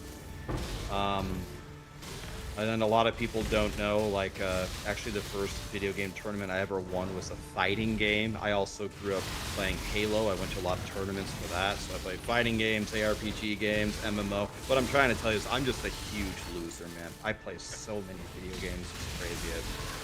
I've kind of just wasted my life away, but here we are.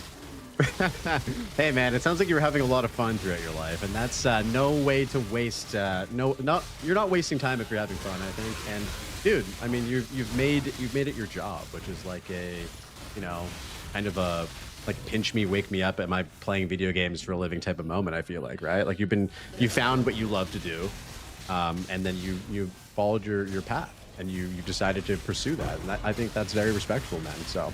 Definitely not a loser in my book, and there's lots of people out there that will probably disagree with you as well.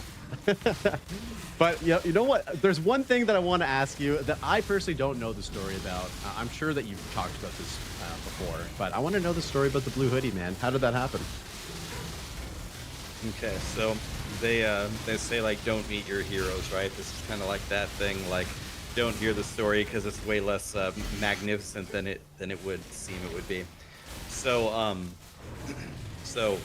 I was working full-time at Nationwide Insurance. You ever heard that? Nationwide is on their side. I worked there for 10 years. Damn. And I was getting my second master's degree after I was working. And at the same time, I decided I'm going to be a streamer. No matter what. I'm going to keep working, and I'm going to finish my master's, and I'm going to be a streamer at the same time. So it was March 13th, 2019. I went to work, and then I went to my master's courses. Then I got home, and I had it all set up. I had my computer. It's gonna be my first stream. And then I saw the OBS pop up, and my hair was like all crazy. I was like, I was already tired, man. Like I'm already tired, boss. On the very first day. I'm tired, boss. Well, I got up early. I worked all day. I drove all the way across town, and then I went to school. And now I sat down, and now I'm gonna stream. Like, wow, like what a day, right? I was like, I was wearing an Under Armour hoodie. I'm checking if I have it next to me. I still have it. And I was like, I have an idea. I have the smartest idea. No one's gonna watch me anyway. I'm just gonna put the hoodie up. There, now my hair looks fine. Like, oh yeah. It just looks like I'm wearing a hoodie. I streamed and nobody watched me. I had one viewer or two viewers, my mom and my brother. Nobody actually came to watch me. That's the end of the first stream. But I said I was gonna stream every single day for 10 straight years on the first stream. Damn. So the next day, I did the same thing, but I had the Under Armour hoodie on over my work clothes because it was like my jacket. I sat down again. I'm like, oh, well, okay, I know what to do here. I figured this out yesterday. I put the hoodie up. Day 3, same thing. And then someone popped into my stream and he goes, are you going to wear that stupid hoodie every single day? It was like one of the first chat messages I ever had in my stream. And I go, no, of course not. I'm only wearing this because this is my jacket. And I was thinking, well, I could do that, but no, I definitely won't. And then I remembered I'm like the most uncreative human being that's ever been born on planet Earth. And Same. I'm never going to have like a defining characteristic. That's never going to happen for me. So I was like, this, as stupid it is, could be it. I could just wear a blue hoodie every day. Then, of course, everyone just said that I'm wearing it because I'm bald. I'm not bald at all. But if I was bald, I wouldn't care. Actually, if I was bald, that would be great. Then I don't have to comb my hair ever again for the rest of my life. So I'm rooting for myself to go bald. But anyway, that's the lore there. I was just too lazy to go comb my hair, and then someone complained about it, and then complaining just made me have an epiphany. This has to be my thing. Okay, so it wasn't like you set out initially to be like, this is my thing. It kind of just happened sort of naturally as you like continued to stream in the very early days. One thing that I wanted to highlight from your answer is this pledge to stream for 10 years, which is just a huge statement to make at the very beginning of a stream, like of a streaming career, right? Like even for myself as somebody who's relatively new to content creation and streaming and stuff like that, you know, for me, it was like, can I commit to doing 3 days a week with everything else? And you came right at the gate and said, I want to stream every day for 10 years. I'd love for you to just walk us through sort of like where you were at in life at that point, and how did that sort of influence you making that bold of a decision? Yeah, I mean, these are good questions, man. You came prepared. Wow. Okay. Thank Good. you, man. That's a good one. All right. So, as it might have been obvious from my previous answer, I was busy. I'd kind of climbed the hierarchy at Nationwide Insurance, so I had your standard really good corporate job with good benefits, and I always pursued education. I was a kid that loved school. I want to learn. Feed me knowledge.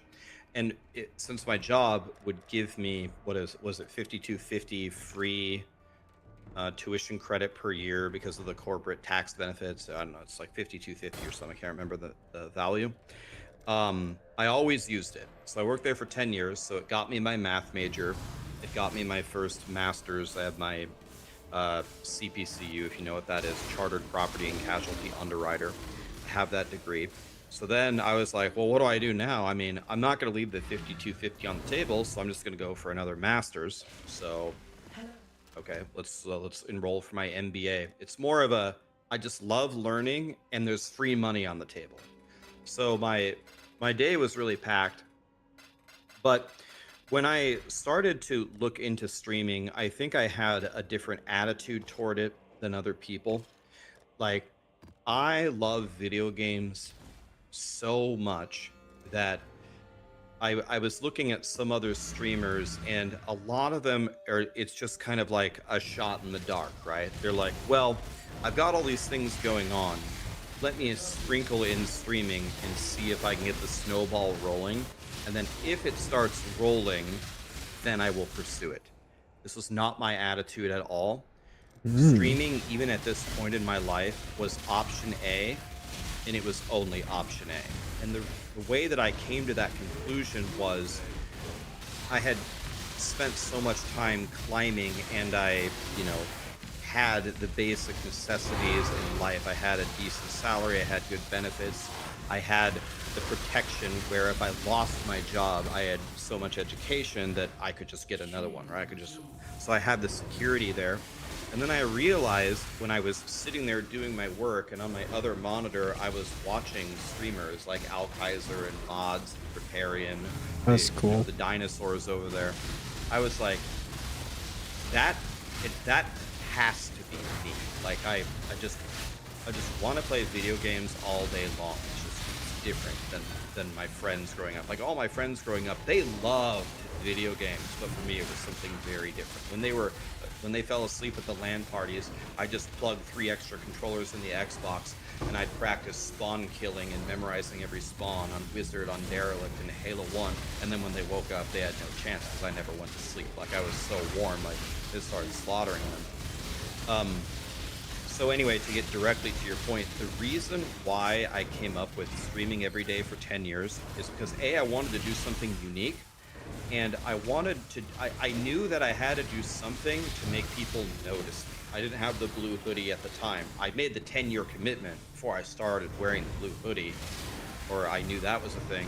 But I was like, this will at least make people wonder, or it might make them talk about me in other streams. Like, did you see this new guy, how stupid he was, how he said he's going to stream every day for 10 years, but people usually don't even stream for 1? That's so dumb. But I just wanted to show them how unbelievably serious I was about making this work. That's fascinating. Do you think that the sort of stability that you kind of curated through your constant, like, improving of your career prior to streaming sort of made you feel unhappy as well? Like, were you sort of in a place of like fulfillment in that sort of trajectory in your life, or were you sort of looking for another way to maybe provide more fulfillment in your life as well as a follow-up? Yeah, so kind of like that. It's just so no one ever who's ever been born on planet Earth dreams of doing insurance No one dreams of doing that, right? And a lot of people, when I say insurance, a lot of people think, oh, that means that Rax sold insurance policies. No, that's one area of insurance. I have actually never sold insurance to anybody. I'm not knocking on your door trying to extend your car warranty or something. I actually was a part of the insurance company building the product that we would sell you, like doing the mathematical part.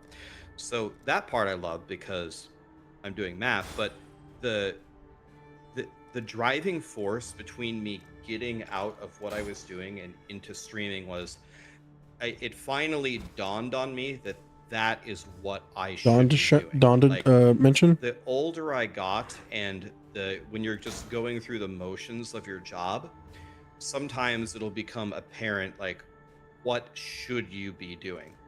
And I can tell you there are essentially 3 jobs that I could be doing in the world where I would feel like, as you described it, the maximum amount of fulfillment. Like, I actually feel great about what I'm doing every day. The first thing is content creation. The second thing is most of my family is in the medical field. I would love to be an ER surgeon. I would love it. Like, they wheel you in, they give me some info. I got 60 seconds to save your life. A lot of people say they would hate the pressure of that or feel responsible, but I mean, you're dying anyway, buddy. If I don't do something, you're a goner anyway. So at least let me try. And I would have loved to be the first person on Mars.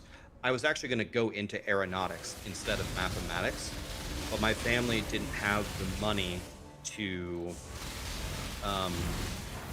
pay for my college, and I scored well enough that where I lived, the University of Nebraska, was willing to give me a full ride if I went into engineering, but they didn't have a space program. So I was like, well, I can get free college, but I can't study space, but I would rather study space. But I had a massive injury to my right ear. I had to have a tympanoplasty, which is where they rip out your eardrum and sew you a new one. So I can't go to space anyway, because the G-forces just ripped my ear open. So that dream was crushed when I was 11 anyway. So, yeah, I guess maybe this is getting to be too long of an answer, but it really comes down to, finally I had that aha moment where I can't go to med school. I'm too old for this, because I started streaming when I was 32. I'm not going to go to med school and become a surgeon at this point. And then I could study aeronautics, but then I can't go to Mars anyway, because my ear doesn't work. So content creation it is. We're doing that. And here we are.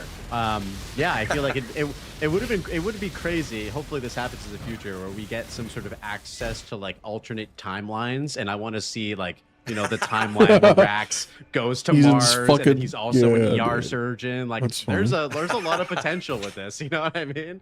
This is interesting.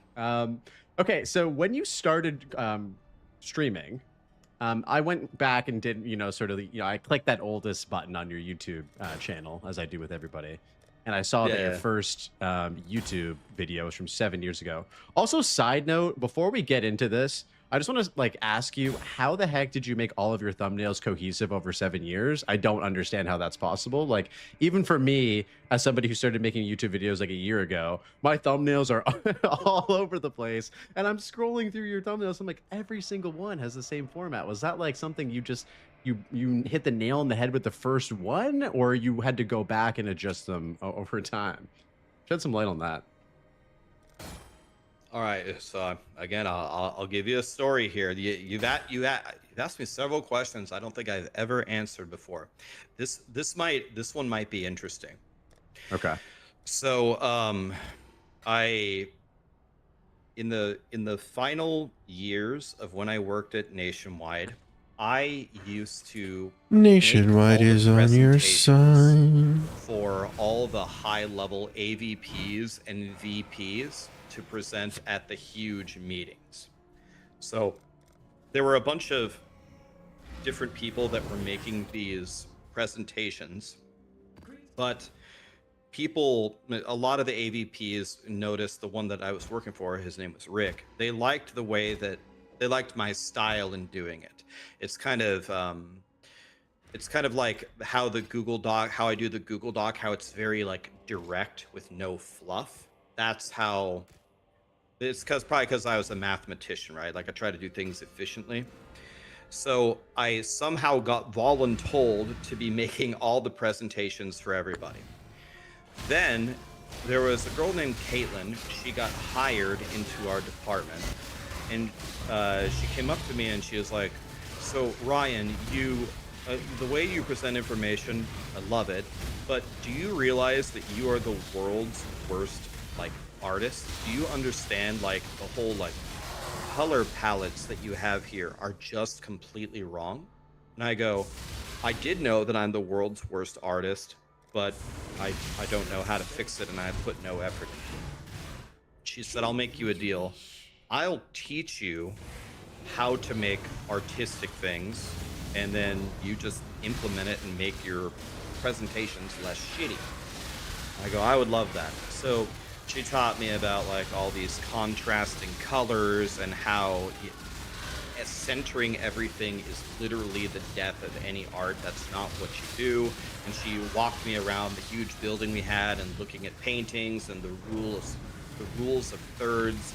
And then she had me read these articles about fonts and which fonts did people consider the most beautiful, where millions of dollars have been poured into it.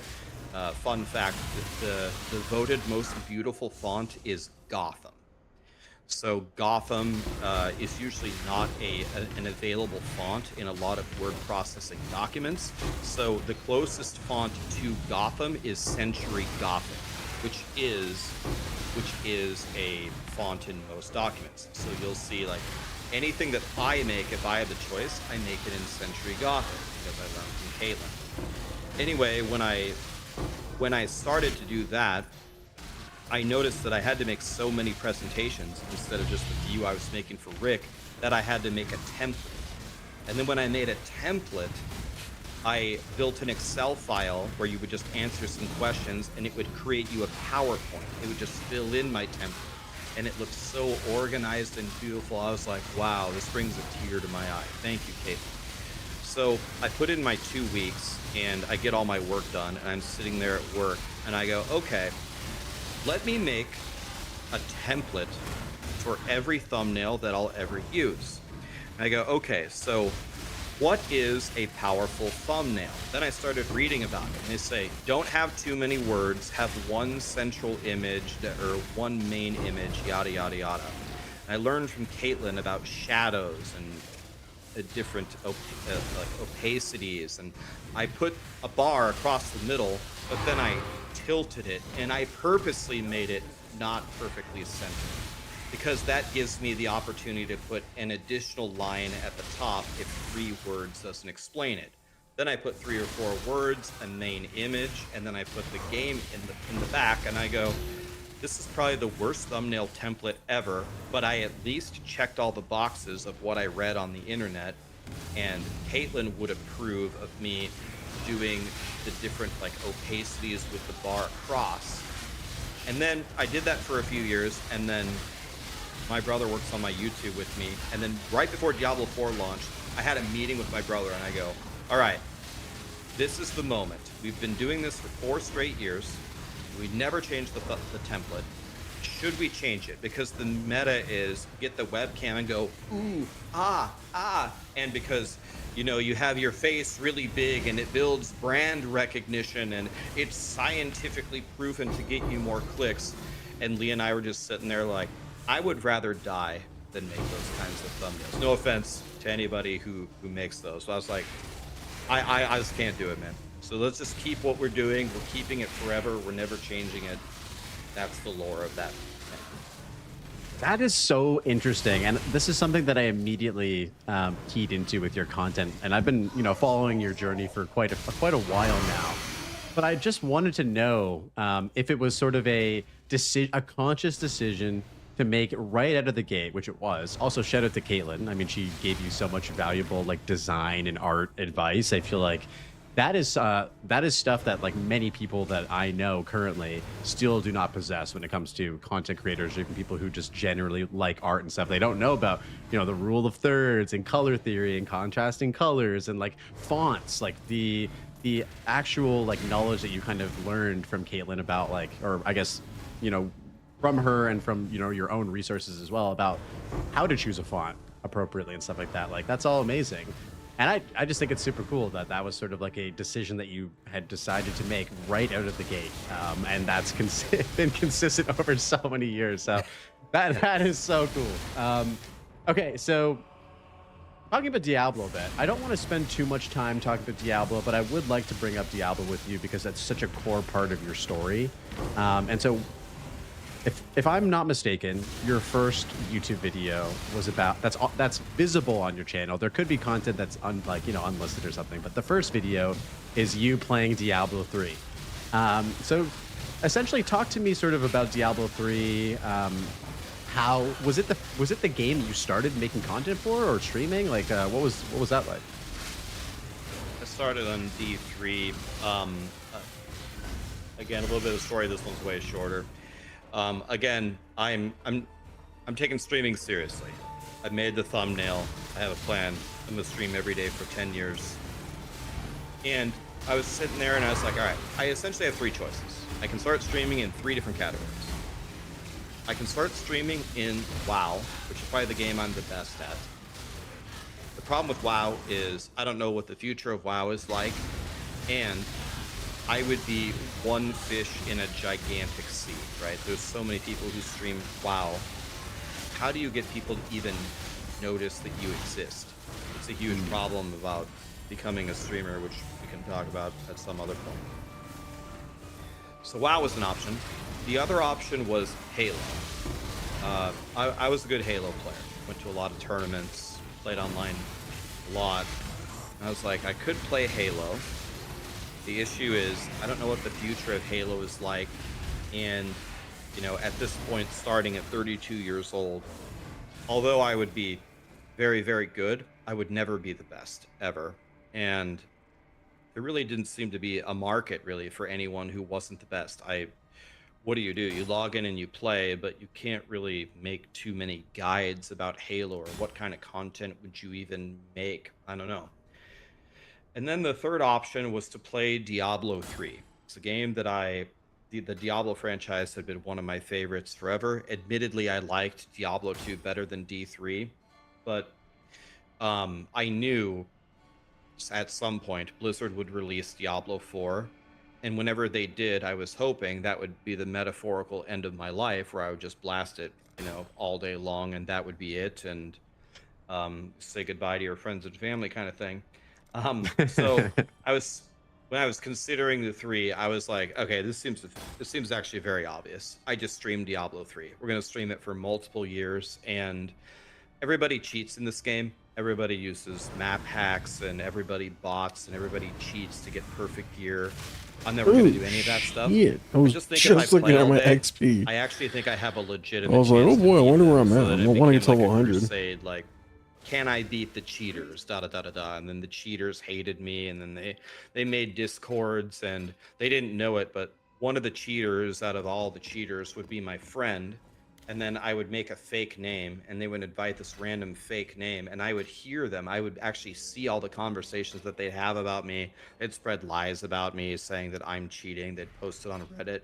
They'd have like my stream watch party, and they'd root for me to fail on my rank 1 attempts. It was kind of interesting, but yeah. So I already did love the Diablo franchise. I thought Diablo 4 was going to be the game I would play in the future. So between the 3 games, it seemed very obvious I needed to stream Diablo 3. Okay, so another sort of smart decision that you made at the very beginning of your streaming journey was thinking about 2 things: the longevity of the particular game that you were going to play.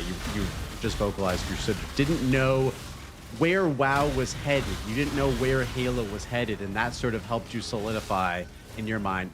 Despite, you know, both of us not knowing at the time where Diablo 4 was going, which we will get to shortly, guys. But so you kind of out of three options, you said, I think that this game has the best potential lifespan, and also it enables me to make YouTube videos about it, which you started doing, right? Which is very, very cool.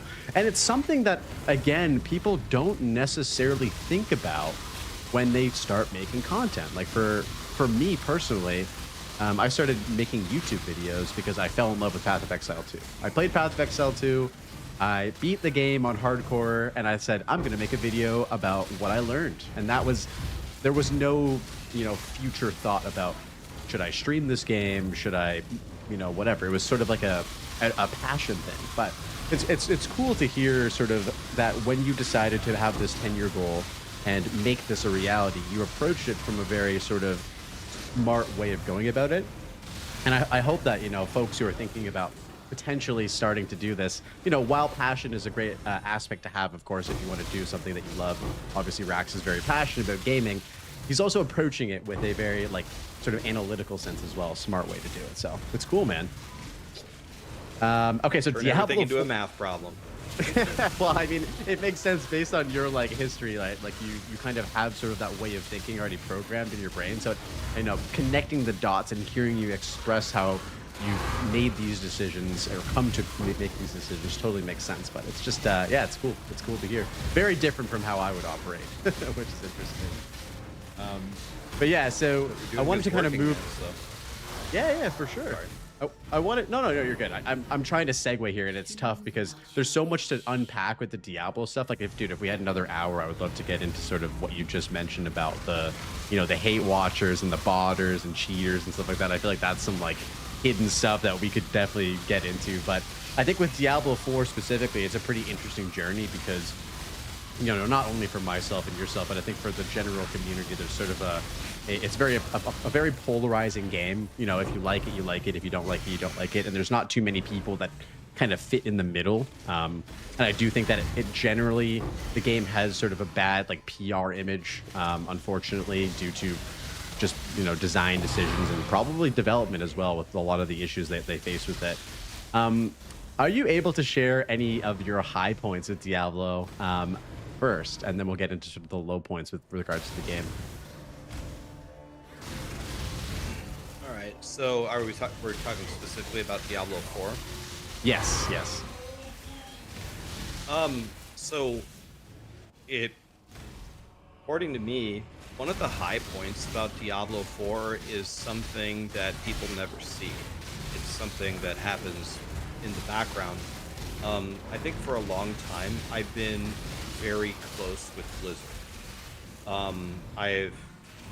I can't tell you how many times, as we talked about, before we fired up this podcast, that we had meetings about Diablo 3 and Diablo 4 and how could we make the game better. And people, I understand people don't actually see it, but people don't understand how much time I spent parsing through comments on YouTube videos or making notes of things that I keep seeing people saying on Twitch chat, or reading Reddit threads, or reading the official forums.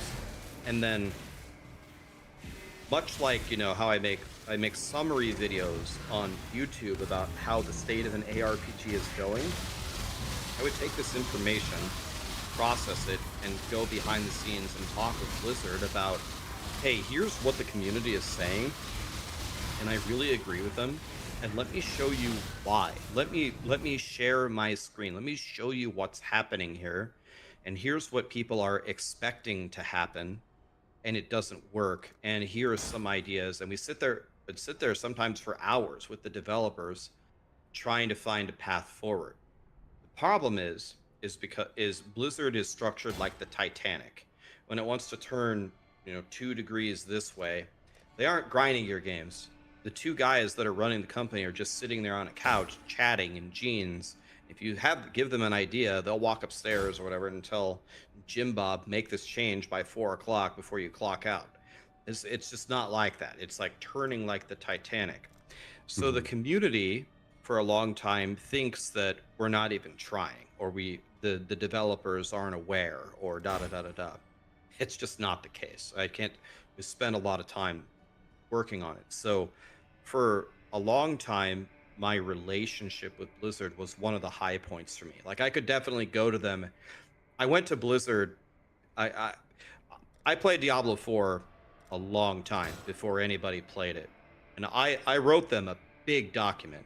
And one of the chapters of my document was, my horse is not my friend. That was the name of the chapter. My horse is not my friend. And the horse was so slow, it got stuck all the time. It got scared. There was like a scare mechanic, and then it was like a 30-second cooldown, and there were barricades all over. Like, it was the most dog shit thing ever. It didn't turn well. It was slow. Like, the actual top speed of it was slow. I'm just like, guys, you guys are doing an open world game, and this horse sucks. Like, this is it. You've got to fix it. And then when the horse released, they made it a lot better. Like, you guys didn't see the first horse. You didn't see the horse that I had to play with in the alpha or whatever. And then everyone just says, this is the worst horse ever. How could have done this? I'm just kind of sitting there like, bro, you guys should have seen the horse before I wrote my horse is not my friend, Blizzard. You know, one of the things that I think helps me the most nowadays, like playing video games this long, is just the community, like the hype of the community at the beginning when Diablo 4 was coming and everybody was so excited. That's probably one of the most exciting things for me. Like, if everybody's feeling good, that definitely rubs off on me and it makes me feel good. And when everyone started feeling bad, exactly the opposite. So Diablo 4 has very good bones. It's got an amazing system under it. It's got an amazing structure. That's good news. Like, I don't know. I guess those are most of the high points of Diablo 4 that I'm talking about. The early days, the hype, the talking to the devs. That's probably the highest points for me. Yeah, I totally feel you, man. Like, as somebody who fell in love with Blizzard at a young age, like yourself, and Diablo 2 was my favorite game for my entire life, actually, until like Path of Exile 2 came out, and I've slowly accepted that I think Path of Exile 2 is my new favorite game ever, which is still crazy to say because the story for my life, forever, people would ask me to play, what's your favorite game? It wouldn't even be a question. Like how you basically said Final Fantasy VII was like right off the top of your head, this game was like the shit. For me, that was D2 for so long. And, you know, that led me to, you know, midnight launch of Diablo 3, collector's edition, paying for, you know, the extra 2 days to play Diablo 4 early. Like, all of that stems from, you know, the love that I found for D2. And, you know, to be frank, I feel like the early days of Diablo 4, I had a shit ton of fun. And I know that some people will hate to hear that, and they're like, oh, like, you know, D4 bad or whatever. But dude, I'm not gonna lie, like when that game came out, I fucking played the shit out of it for probably like 200-300 hours and had a lot of fun. I think after that point, it just like kind of fell flat or whatever, and you kind of realize like where the problems lie. But before like the sentiment of that sort of like meme even came to exist, it was just fun for a bit. So you spoke about your highs, and I remember specifically when this video came out, that was definitely a low point for you. It was called A Message to the Diablo 4 Team from a Heartbroken Fan. This video was so powerful, and I don't want to get too into this because you very much eloquently broke down sort of what your major issues were about the game, and you got to a point where you were like didn't really want to play it anymore, which is obviously like not ideal for somebody who loves Diablo as much as you do. I was just wondering, as sort of a follow-up, like, has anything changed since then for you? Has anything sort of improved on your end or made you sort of want to hop back in and revisit prior to this video coming out? Or sorry, after. No, I wouldn't say anything super substantial. Again, the main issue with Diablo 4 is Diablo 4, the development of the game is just not made for people like it was in the mid-90s who were buying Diablo 2. So who was the person buying Diablo 2 in the 90s? First of all, it was someone with a computer. That already alienates tons and tons of people. They already truncated tons of the population. And then Diablo 2 was usually, you know, not so much like a casual game. It was you really get really deep into it. You're a computer gamer and you're really invested into making this character really, really powerful and the whole journey that comes with it. But over time, I think it's just a lot more people got into gaming, and the number one, I think, misconception from the audience that is like that, the audience that loves games, is I don't think most people get how casual the average gamer is. So if you can take Diablo 4 and for a moment Men in Black and wipe it from your mind, just forget about it. Forget everything about the game, forget all the guides that you know, everything. And now imagine that you're a dad, right? You got a kid, you got a wife, you have a dog, you have a good family, you have a job.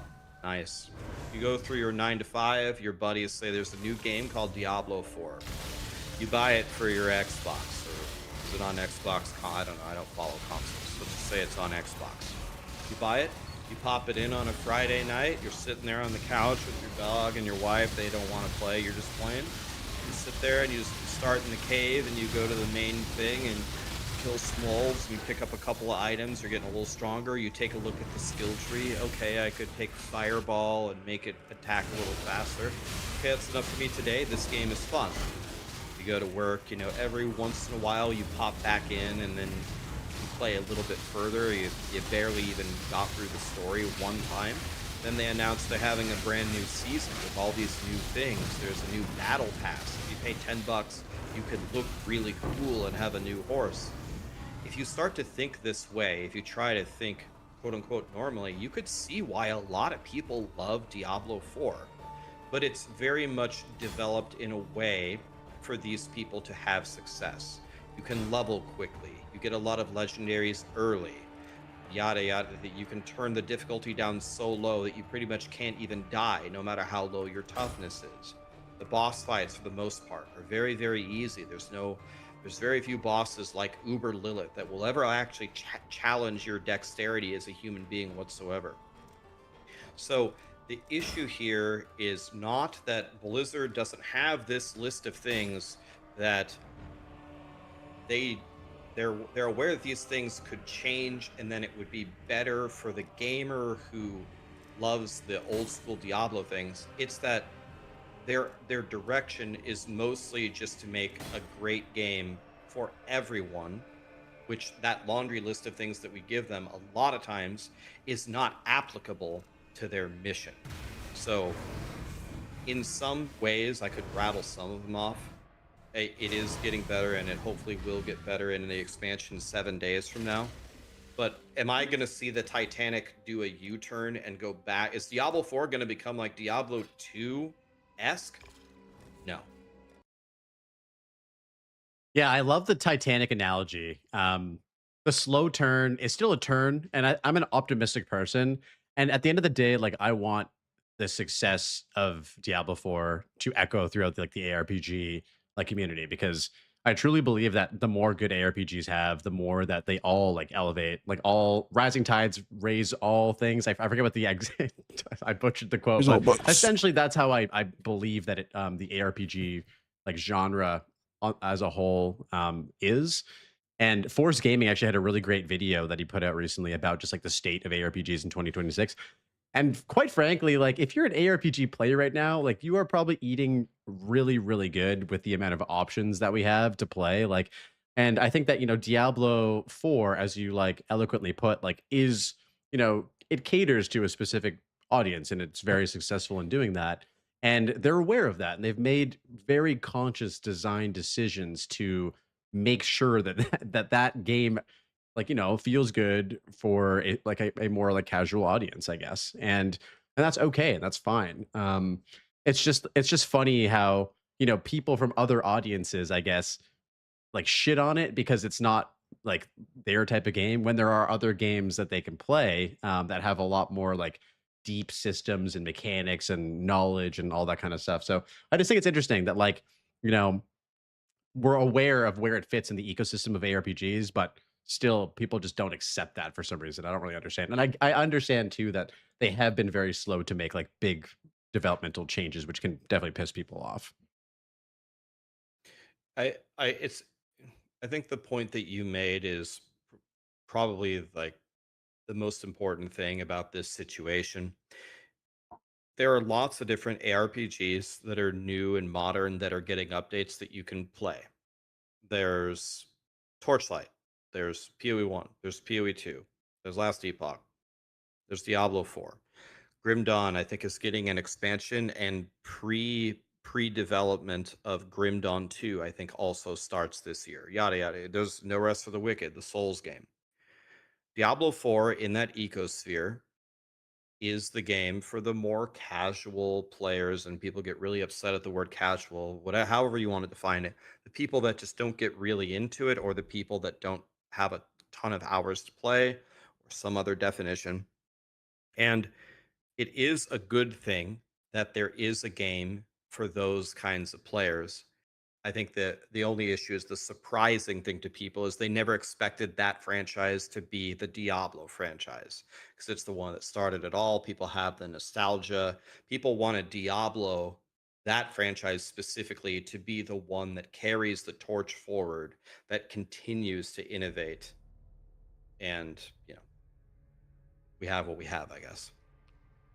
Yeah, no, I think that perfectly summarizes it. It initially started off as one thing where you could, spend hours and hours and hours searching for one item for your build, and then that item you could make a full build out of. Speaking directly about Diablo 2 in this particular case, but yeah, no, I think it's fine that it pivoted. And the cool thing about Diablo is obviously that it inspired other games, right? Like it's, the grandfather of ARPGs, Diablo 1, Diablo 2. These games are single-handedly responsible for inspiring other developers like GGG. These two guys in jeans, as you say, with their legs crossed on the armchairs, like talking in the presentations, right? Like, Chris Wilson, obviously a big, very, very inspired by Diablo 2 to start grinding gear games with the other folks over there in New Zealand.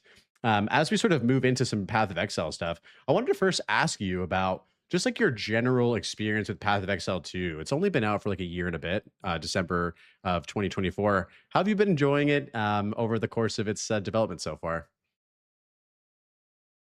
I think for the amount of time that PoE 2 has been out, if you put me like on a scale for content creators, I've been very far on the optimistic side. A lot of people said, well, Rax, that's just PTSD from Diablo 4. You're just grasping to that's just grasping for anything you can grab on. A monkey will reach for any branch that's available. But yeah, in general, I've been very favorable from PoE 2 from the beginning. A lot of it was kind of doom and gloom from the PoE 1 community. PoE 1 died for this game. This game is way too difficult. My character's way too slow. Grinding Gear Games nerfs everything that we make. We have to charge, do this to generate this runes, so we can activate this skill, so we can do 20% more damage with an 8-second cooldown, and armor sucks, and the only way we stack defense is with energy shield, and the end game is absolute trash. We're just mindlessly walking around through this big abyss. I was, again, like, I think of it like Diablo 4, where I can see the bones of the game are so strong and the system is so strong. But when I hear the developers on the couch talking about the game, they are trying to, they want PoE 2 to be approachable by the masses more than PoE 1, obviously. But they still got that, deep systems plan, the very intricate mechanics that the other side of the demographic wants to sink their teeth into. So when I would listen to them talk, in all the different, presentations that they had, I was just sitting there, I was like, this game's gonna be great. Like, we just gotta stick with it. We gotta just keep making our videos and our feedback, and everybody involved in the community, we gotta just keep giving them feedback.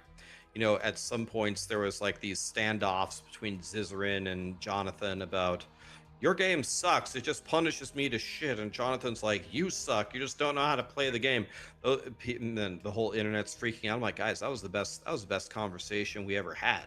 Like, that's the kind of stuff that we need, and we make some compromises and we reach this happy middle ground. and I think the game is just getting better and better and better. This is why, like, I'm not a part of this hysteria again, where everybody's like so anxious and so nervous about the next patch. Guys, I'm not nervous at all. I'm not anxious at all. Like, I want it to be out right now, of course, but I'm chilling. Just let them work. Let them work, guys. That's Grinding what Your I'm saying. Games has definitely earned my trust. I think that Yup, a few dude, years from now, Rax. it's probably going to be PoE 2 is the best ARPG on the market by Yup. far. I've been pretty optimistic toward it from the beginning. I never really bought into the doom and gloom at all. Yeah, that's awesome. I totally feel the same way, and I think it's mainly because I didn't play PoE 1 first. So a little bit about me, in case you didn't know, was I started with PoE 2 as the first entry point into the Path of Exile universe. So, and there's a lot of people now that have actually had the same experience that I've had, where PoE 2 was their first step into a raid class instead of PoE 1. But I think that allowed me to sort of see the bigger picture and appreciate sort of a lot of the good. And as you mentioned, the bones of the game for me were the interactions. I think there's so many things that actually blew me away when I first stepped into the game. But I think that the things that kind of go under the radar are the things that keep me in love with the game. Like, I remember I played a sorceress when I started, and I had 2 skills. I had Spark and I had Firewall. And I remember the first time how I felt about shooting a spark through a firewall and seeing it catch on fire. And I was just like, that is fucking insane. Like, I've never seen that in a game where I can shoot projectiles through shit, and the element, absorbs onto these projectiles. And then I had a buddy who was a mercenary, and he was shooting his grenades and his crossbow bolts through, and they were catching on fire. And I was like, this is in the second zone. You get introduced to this in the Grellwood, essentially. So very early on, I started to see what was possible here with regards to these things that Grinding Gear Games was cooking. Circling back to sort of how you thought about Blizzard and the longevity of the Diablo franchise as sort of your as an educational point about why you made the decision to start with Diablo 3. I had no idea how good Grinding Gear Games was as a developer when I started making content for the game. I kind of just stumbled into it, but I felt the same way you did when I saw them sort of talk about it for the first time, when I started actually paying attention to their development and the way they approach the game. And as you mentioned, the way that they engage with the community, I think I would agree with you that the Zizrin interview was something that I think earned them so much respect in my book, because that was during the Dawn of the Hunt update, where it was very, very people were not happy with the game, and they still went out and did this massive interview, right? And had debates and arguments, and sure, maybe it got a little too heated, and maybe things could have been said better, but it was crazy, man. And so yeah, I think Grinding Gear Games does an amazing job, and I do think that there's a really bright future ahead for PoE 2. I know you said that you're not within the hysteria, but if we can kind of play into that a little bit, do you have any sort of any specific things that you really want to see in the next update? I asked for the same thing from every gaming company for every patch. I'm Mr. Consistent. I want you to update the end game. That's it. I mean, another thing that would be good, and Grinding Gear Games has made it better, would be more crafting for PoE 2. PoE 1 has way better crafting than PoE 2 currently. The thing for me is that demographic that we were talking about that really likes to sink their teeth into it. How much of the time do you spend playing the campaign playthrough? And how much time do you spend playing the end game? I don't think people understand. It's kind of crazy, but I don't think they understand. You spend almost all your time in the end game. So anything there that's very, very interesting, that meaningfully makes the progression better, or gives me another way to navigate through the different challenges that you've built, any quality of life there, any new cool idea, that always ranks higher for me than anything. I already know we're going to get all the different classes. We're going to get the swords. We're going to get, all the different weapon types that people want. We're going to get all the ascendancies. I already know those are going to be cool and awesome by default. I'm just so glad that the next patch is the end game patch, because that's what I want. If the end game is good, I think that's the core of everything. Is what are you actually doing? Then everything else is auxiliary around it, and that can be improved whenever they've got time. Yeah, I think that they're very aware that the end game is probably going to be like this iteration that they're working on currently is going to be the one that probably gets carried into their full release, and so there's a lot of pressure to make it very strong. Just as a sort of follow up to that, how have you enjoyed, or perhaps even not enjoyed, the end game up to this point? Like there's sort of two camps of people that I see within my community, within the general PoE 2 community. One of them is that they really like this sort of infinite atlas, this sort of like you can explore infinitely and there's things to find, and the more stuff they add, the more interesting things there will be to see in the infinite atlas. The other camp is, I hate this. I want this out of the game. I want something else. What that something else is up for debate, whether it's something closer to PoE 1 or something else. Where do you fall on this sort of line? So actually, it might surprise you. I don't fall under either of it. I don't think that this infinite endgame atlas is the greatest thing ever, and I also don't think that it needs to be removed. We need something else. The way that I would describe it is the implementation of what we currently have.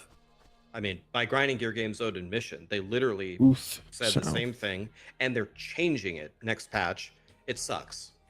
And the reason why it sucks is it all just feels so random. It feels so open in a bad way. Elden Ring is an open world game that feels amazing. Zelda Breath of the Wild is an open world game that feels absolutely amazing. When you're doing the end game of Path of Exile, I can absolutely see how they thought sitting in the meeting room designing it, we're going to make it infinite and we're going to have the different biomes and we're going to navigate through here like this and go to the citadels. It sounded so good on paper, but then we had the first implementation of towers. I made a video a few years ago about how I thought towers might have been the worst mechanic ever implemented in an ARPG ever. And I had a huge document about how it's the worst thing ever. You have you have 2 floors for no reason. There's no mechanics. They have tiny little walkways, and then when you walk into the room, the ceiling doesn't disappear, so you can't even see in the room. So you just die, and it's just like it had every problem with no benefit. And I think, if I'm remembering correctly, if I remember the lore correctly, Grinding Gear Games just said they slapped together this end game in a few months just so we would have something to play. Again, by their own admission, this system sucks. So what I'm going into this patch, I'm not thinking you better get rid of that infinite atlas or you better keep that infinite atlas. It's what you currently have sucks. Like the whole just randomly walking around and trying to find your way to citadels. They have made it better with the different patches, but it's kind of, for lack of a better analogy, they're just polishing a turd, right? The base system that we're currently iterating on just sucks. The PoE 1 endgame, which they just did another revamp to, I think is a much better system. I'm expecting them to steal something like that system. While their system is not infinite, the way that it expands out, it's a little bit organized, and it felt really good to progress through. Maybe they can take a system like that and apply that to their infinite idea, or maybe not. I'm very interested to hear what they're going to have to say, but I'm not married to one idea or the other. Yeah, the towers in 0.1 were iconically bad. I don't know if you can see my background here, but this is an image that popped up on Reddit by King Kongor, and he photoshopped just every single node on the Atlas as a tower. And it's been the background for my podcast for like 30 episodes. I love it so much. Yeah. But yeah, so no, I hear you, man. And I think personally for me, my tinfoil hat theory has been that they've kind of used Path of Exile 1 as sort of a testing ground. And you know, they've developed the end game over for Path of Exile 1 over like years and years and years of constant iteration. You know, less constant as it became really fleshed out and dialed in. But this recent update with Mirage, I played quite a bit of it actually. It's like the most I've ever played with PoE 1.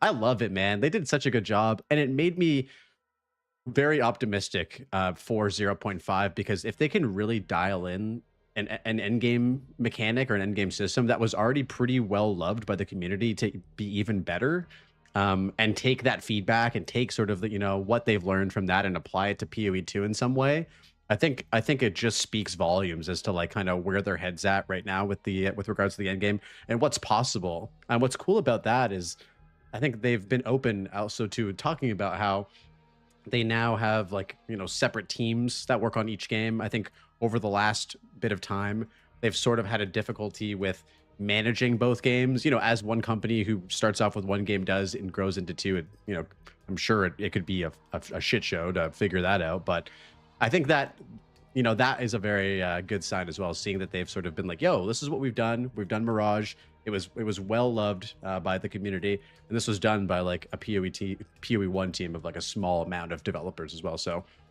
hopefully PoE 2 is getting a lot of love with the rest of the team over there. Oh, I think it is a very safe bet that out of any ARPG out there, the one that's going to get the most resources poured into it over the next few years is going to be PoE 2. Yeah, the separate teams I think has made it a lot better. I think that the fact that PoE 1 can still produce W's is a great sign for all. I think there's a lot to look forward to going forward. Yeah. As we sort of like close out, I wanted to ask, just generally speaking, about like builds that you played or characters that you played. So there's been a lot of like different metas in PoE 2 that have existed over the course of the last year and a bit. You and my friend Dead Rabbit actually both played plants in 0.4, and I know that you both really enjoyed that. Where does plants rank among your favorite PoE 2 builds? And did you have any other builds that you really enjoyed playing throughout the course of its development so far? There's so many builds I like, man, but yeah, I think Plant Daddy Druid has got to be the best. Have you played Plant Druid yet? I have played plants. I haven't done like I think you did it on Oracle, right? With like the inevitable crits and whatnot, or did you do it on Shaman? Yeah, I haven't done that build specifically. But yeah, it's good. Yeah, dude. I mean, when you have the inevitable crit from the Oracle, it means that with the cast on crit, you're essentially guaranteed to water your plants without watering your plants. So it literally just turns into you just walk. When you get strong enough, you literally just walk forward through the map. You throw one button, and the whole screen dies. They're automatically overgrown and everything.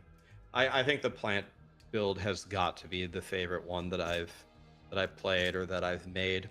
I plan to, unless Grinding Gear Games crucifies it in the patch notes, I plan to carry it forward probably in every season that I play. It's way too fun. It's just so free just to murder everything. I really liked a lot of the different minion builds. I really liked raising the ants. I really liked the original SRS build that they killed. I love Essence Drain Contagion. Whether you're playing like Essence Drain Contagion Lich. I love the Ice Strike Monk. I'll tell you one build that people love that I'm very over is Lightning Arrow Deadeye. Bro, like we played that in PoE 1 for a long time. I know you said you started in PoE 2. We played that for so long. People are playing it over and over and over. I'm like, God, are you guys not tired of this? Like I'm definitely over Lightning Arrow Deadeye for sure.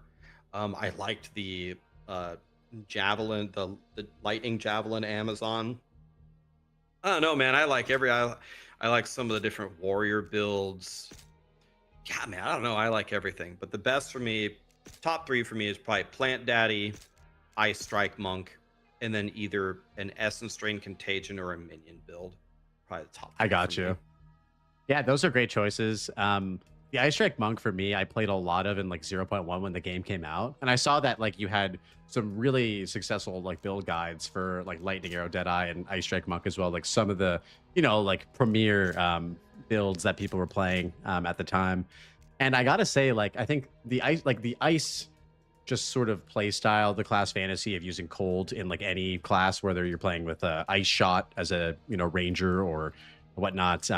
I feel like it's just the most satisfying. That was one of those other sort of moments I had with PoE 2, where when I think it was the first time I went into that area called the Lost City, and you click on the tomb and all those stone dudes spawn around you. And I hit those guys with Ice Strike and Herald of Ice and just shattered all of them in like 3 hits. And I was like, that is the most satisfying thing I've ever done in an ARPG. Like just watching, and they've like obviously very intentionally set up those moments where if you have good AoE scaling in like those areas, it just feels incredible. And it kind of, it's kind of like a hint at what's to come. Like this is what it's going to feel like when you get to maps, when like you have a ton of monsters around you all the time, you're just going to be shattering screens. And yeah, I love the ice stuff in PoE 2. It feels great. And man, the particle effects and everything just looks incredible what they've done there. It's so good.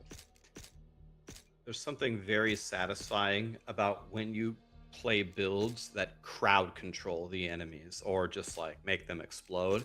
It's like fire's cool, they're burning, they died. Poison's cool, they're dying, they died. But there's something different about just actually going toe-to-toe to somebody and just freezing them in place. And it's like, wow, I did that. I've completely subdued my enemy. I have to agree with you. I think cold might be my favorite element generically across all the ARPGs. Yeah, I think I might have been programmed because I spent so much time as like a blizzard sorceress in Diablo 2, just teleporting around, like dropping blizzards and stuff. But another thing that was pretty cool about PoE 2 that I noticed really early on was that when you freeze a monster, it gets frozen mid-animation, but then after it unfreezes, it continues the animation, which I thought was a pretty interesting choice. So like, if you freeze the monkey in Act 3, for example, and he's like mid like swing, you can like walk around behind him and let him like finish his swing. And I don't know, it's almost like you can stop time, which is really cool. And then continue time, kind of like the Chronomancer a little bit. Yeah, I would love to talk more about PoE 2. I feel like there's a lot more that we could dive into, but I think for the sake of time, also I want to check in with you, by the way. How are you doing? We've been talking for like an hour and a half. Are you good? Do you want to keep going? Where's Rax at right now? I was born for this. I'm good. Let's go. Okay, so we're going to do something, guys, that I actually am pretty surprised that Rax has never done before. Being a man that plays a lot of games, I was actually scouring his YouTube channel for tier lists, and I saw various, class and build tier lists for different games, but never an ARPG tier list just in general. And so there's a lot of games that I did not put on this list intentionally. I'm sorry if your favorite ARPG did not get listed here, but for the sake of time, we can't go through like 100 different games. So we're gonna swap over here, and we're actually gonna do a ARPG tier list with Rax. He's gonna walk us through his first ever ARPG tier list. Let me just move him down so he's not blocking the screen here. All right, and Rax, you can see what we're doing here on my end, right? Okay. Oh, it would probably help if I also included Discord audio here as well. Let me just add that real quick. All right, are we back? There we go. Can you hear me? Yes, sir. All right. Nice. So, can you give me some criteria on how would we like to rank these? Are we ranking them like how good of an ARPG it is today if you're starting fresh? Are we ranking them as we played these ARPG for years when they came out in their specific time? How good were they or impactful relative to the ARPG scene? What's the criteria we want to use here? That's great. Okay, so this isn't my tier list. This is going to be your tier list. You can use whatever criteria you want to gauge where you put these games, and we'll just talk through your decisions. Basically, I don't want it like I can do my own sort of tier list in the future, perhaps, or I will agree with you or disagree with you maybe, and it'll start sparking some conversations, essentially. I might be like, ooh, really? Or I'll be like, oh, yes, I agree with that decision. But this is very much so, to answer your question, this is your perspective on these games, and I'm just here to facilitate that while also maybe providing a few bits of insight down the road as well. That sound good? All right, sounds good. All right, let's do this. Okay, so starting off with the granddaddy of all ARPGs, the game that started it all, Diablo 1. Okay, so Diablo 1 is a very awkward one for me to rank because I played Diablo 1 fully through for the first time 1 year ago. Okay. It's like the only ARPG here that I kind of didn't really play at the right time.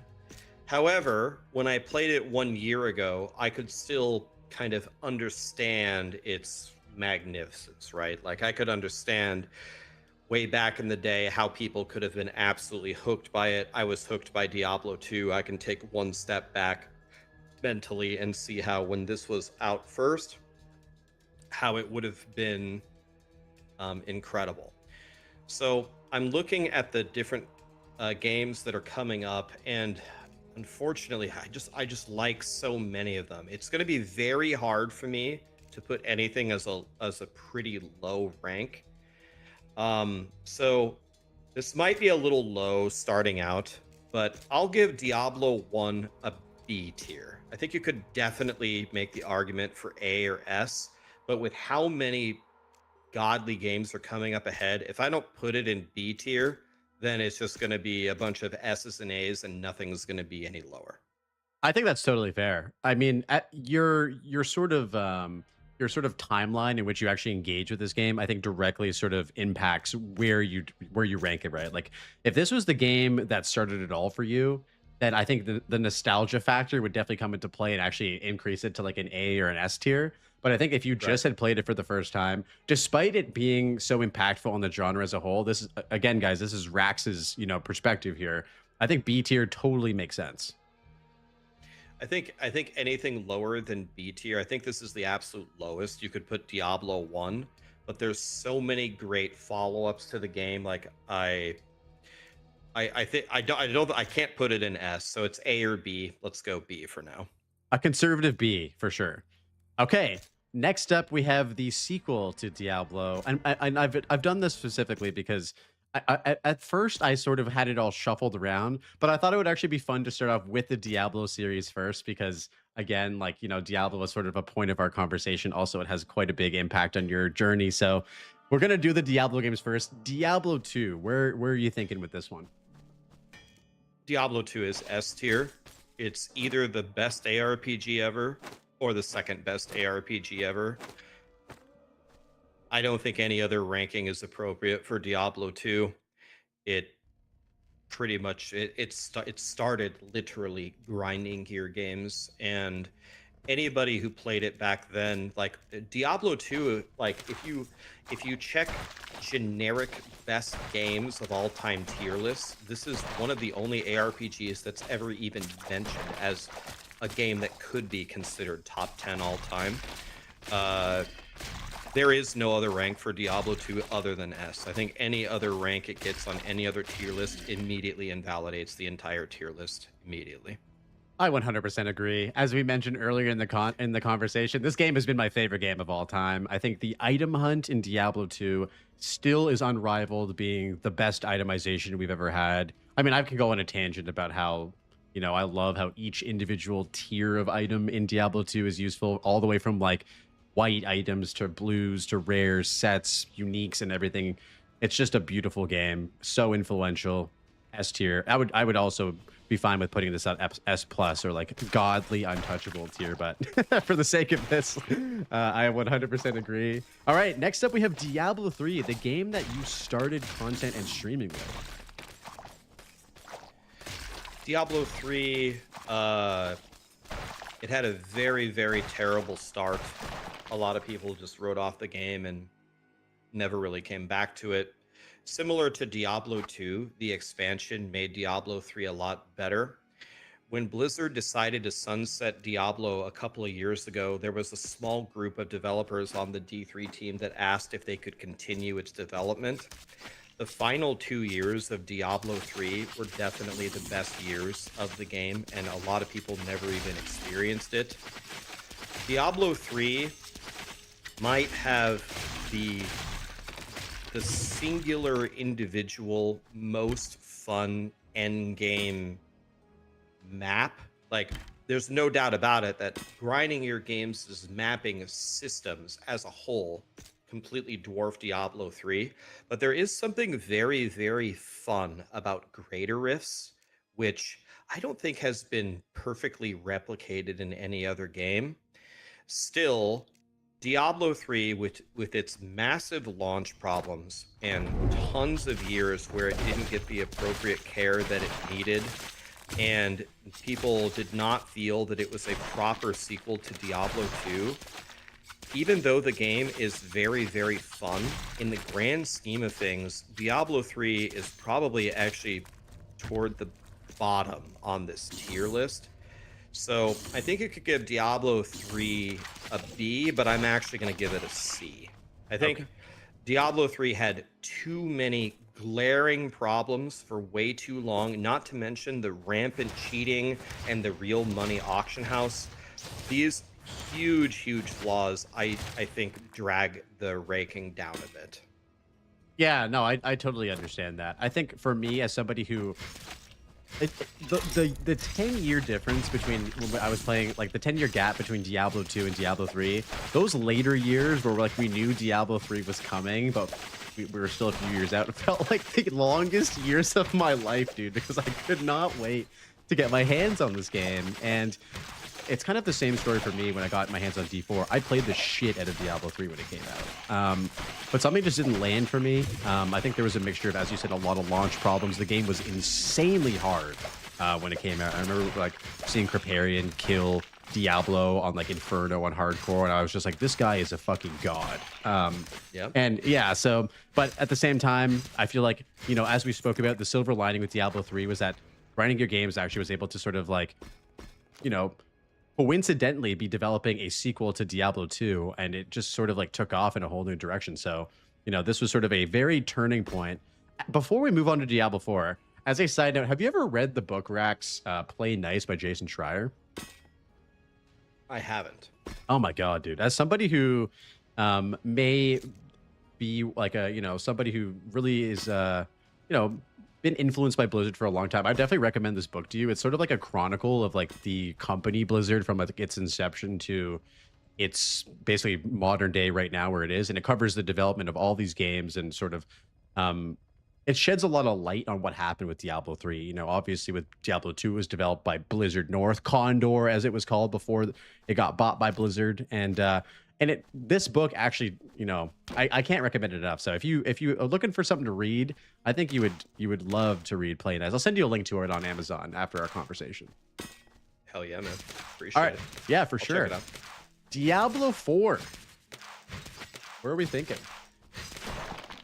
Okay, so Diablo 4, if we just compare it to the other 3 Diablo 3 games that we've put on the list so far. So we have Diablo 1 in B tier, and Diablo 1 is going to get a B or an A-ish for its impact and just essentially starting it off. This is something that I do not think Diablo 4 has really in any way. I don't think it has a major impact on the advancement of ARPGs. It didn't really start anything. And a lot of the changes that they're making to the game are really moving it toward a Diablo 3 structure.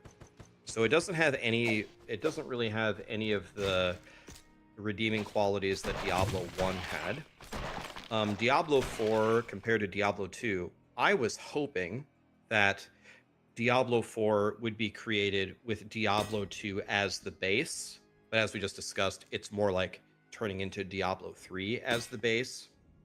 And a lot of the things that Diablo 2 did perfectly, like the item hunt, for example, Diablo 4 kind of falls flat on, specifically, you know, the progression of the character. When I compare the endgame activities in Diablo 4, there's way more activities in Diablo 4. There's the raids, there's Helltide, there's pinnacle bosses, there's the tower, there's the pit. There's way more than what I just listed. Diablo 3 really just has one, Raider Rifts. Yes, you can go do bounties, you can do the challenge rift once a week. It's really just Raider Rifts versus the whole suite that Diablo 4 has. But Raider Rifts are so much more fun. And I think it's way more fun than Nightmare Dungeons. And it's kind of hard to pinpoint why, but just chilling and doing Raider Rifts with the boys, I mean, that seems to never get old. There's something very magical that they got right there. Have you ever heard of Nightmare Dungeons with the boys in Diablo 4? I've never heard somebody say that one time ever. True. Diablo 4 suffers a bit from massive expectations. People expected it to be the greatest game ever. In some ways, that makes it unfairly judged. I recognize that. But it has a very shallow skill tree. The Paragon system is cool, but it really hasn't been iterated on hardly at all since its inception. I don't think it's being iterated on in the next expansion. It's been multiple years. Overall, I think Diablo 4 is the worst ARPG on the list. I think it goes in D tier. It's hard, other than it being marketed to bring a big audience to, like, it brought a lot of people to the ARPG scene through its marketing and through its development. The actual game itself, on the relative to the other games, I think it's the worst one on the list. All right. Diablo 4 going down to D tier. I don't have anything to add to this. I think that if I do have anything to add, it would just be that I think that Rax has had so much more playtime with this game. I haven't touched it since the Spiritborn class came out. I actually did refund it when I refunded that expansion because I was so disappointed with it. And then I rebought it at a FOMO. But the initial first impact for me was like, this is like the worst storyline that I've seen in a Diablo game so far, which is sad. And people made fun of me because they were like, why are you playing an ARPG for the story, Blaze? And I said to myself, the story of Diablo 2 was like so badass and impactful that kind of set the baseline for me of like what a good ARPG story could be. A classic tale of good and evil, you know, Marius being a fuck up, all this type of shit. Anyway, sorry, I'm getting sidetracked. Yeah, Diablo 4 in D tier here. Okay, next up, and I did this intentionally, Rax. I actually put Path of Exile 2 before Path of Exile 1. Path of Exile 2 up next. Where are we thinking? So Path of Exile 2, I think, is the only game on the list that has a chance to be one day better than Diablo 2. I think with Grinding Gear Games' experience developing PoE 1 and with their underlying system, I think this game in a few years is going to be the only one that could be pound for pound better than Diablo 2. And Diablo 2 really cemented itself as the best kind of when the expansion came out, right? The expansion, Lord of Destruction, was godly for Diablo 2. So I don't mind giving Path of Exile several years to reach its pinnacle and then ranking it that way. Right now, Path of Exile 2 is not as good as Diablo 2. It just isn't. We're getting the full endgame patch in whenever we're getting it, a week, a month, I don't know, whenever Grinding Gear Games announces it. Could revolutionize it. Path of Exile 2 absolutely needs better crafting. It's getting much better, but compared to PoE 1, it's still behind. Path of Exile 2, another thing that is a constant problem is the optimization of the game. People are dropping frames, people are crashing. As they continue to develop it, this will be fixed. The Path of Exile 2 is an incomplete game. The campaign isn't done. We don't have all the modes of ascendancy. We don't have all the characters. We don't have all of the actual ascendancies for the classes. We don't have the weapon types. So right now, it's definitely worse than Diablo 2, but I think one day it might be the best one ever. So it's really a choice of, do we put it in A tier or do we put it very, very low in S tier? I think either one is logical, but I think leaning in a little bit to what I think is going to happen in the future, I'll put Path of Exile 2 at the very bottom of S tier. Okay. Damn. I love that. Is there a way to place it in between we'll go A tier, but we'll hold on to sort of that emphasis on this belongs sort of like on the line right now. And I feel like if we were making this tier list like a year, 2 years, or even a year later, when the game has more content and is actually complete, it would be a much more fair comparison, because that's kind of what this is right now. Is it is a direct comparison, right, with Diablo 2 being complete, being an iconic game, being a game that has inspired not only Path of Exile 2, but its predecessor as well. I definitely can agree with this 100%. Speaking of predecessors, Path of Exile 1, one of the beautiful games that we've just seen an excellent update for with Mirage, a banger. Path of Exile 1 is the proper sequel to Diablo 2. Path of Exile 1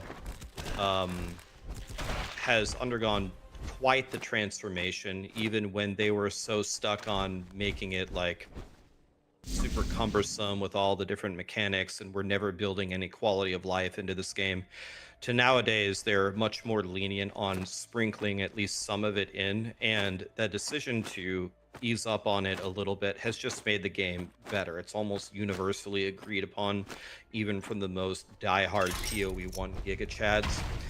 It's got the most extensive crafting, it's got the most extensive end game, it's got billions of builds that you can make.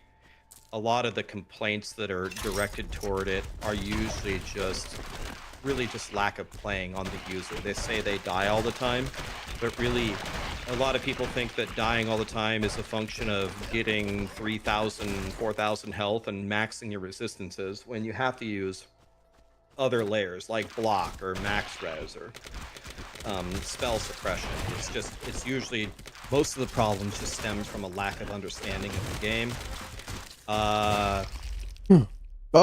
This is one of it's currently the best ARPG to play right now. This day, if you don't sit in front of your computer and play one ARPG, it's the best game to play right now.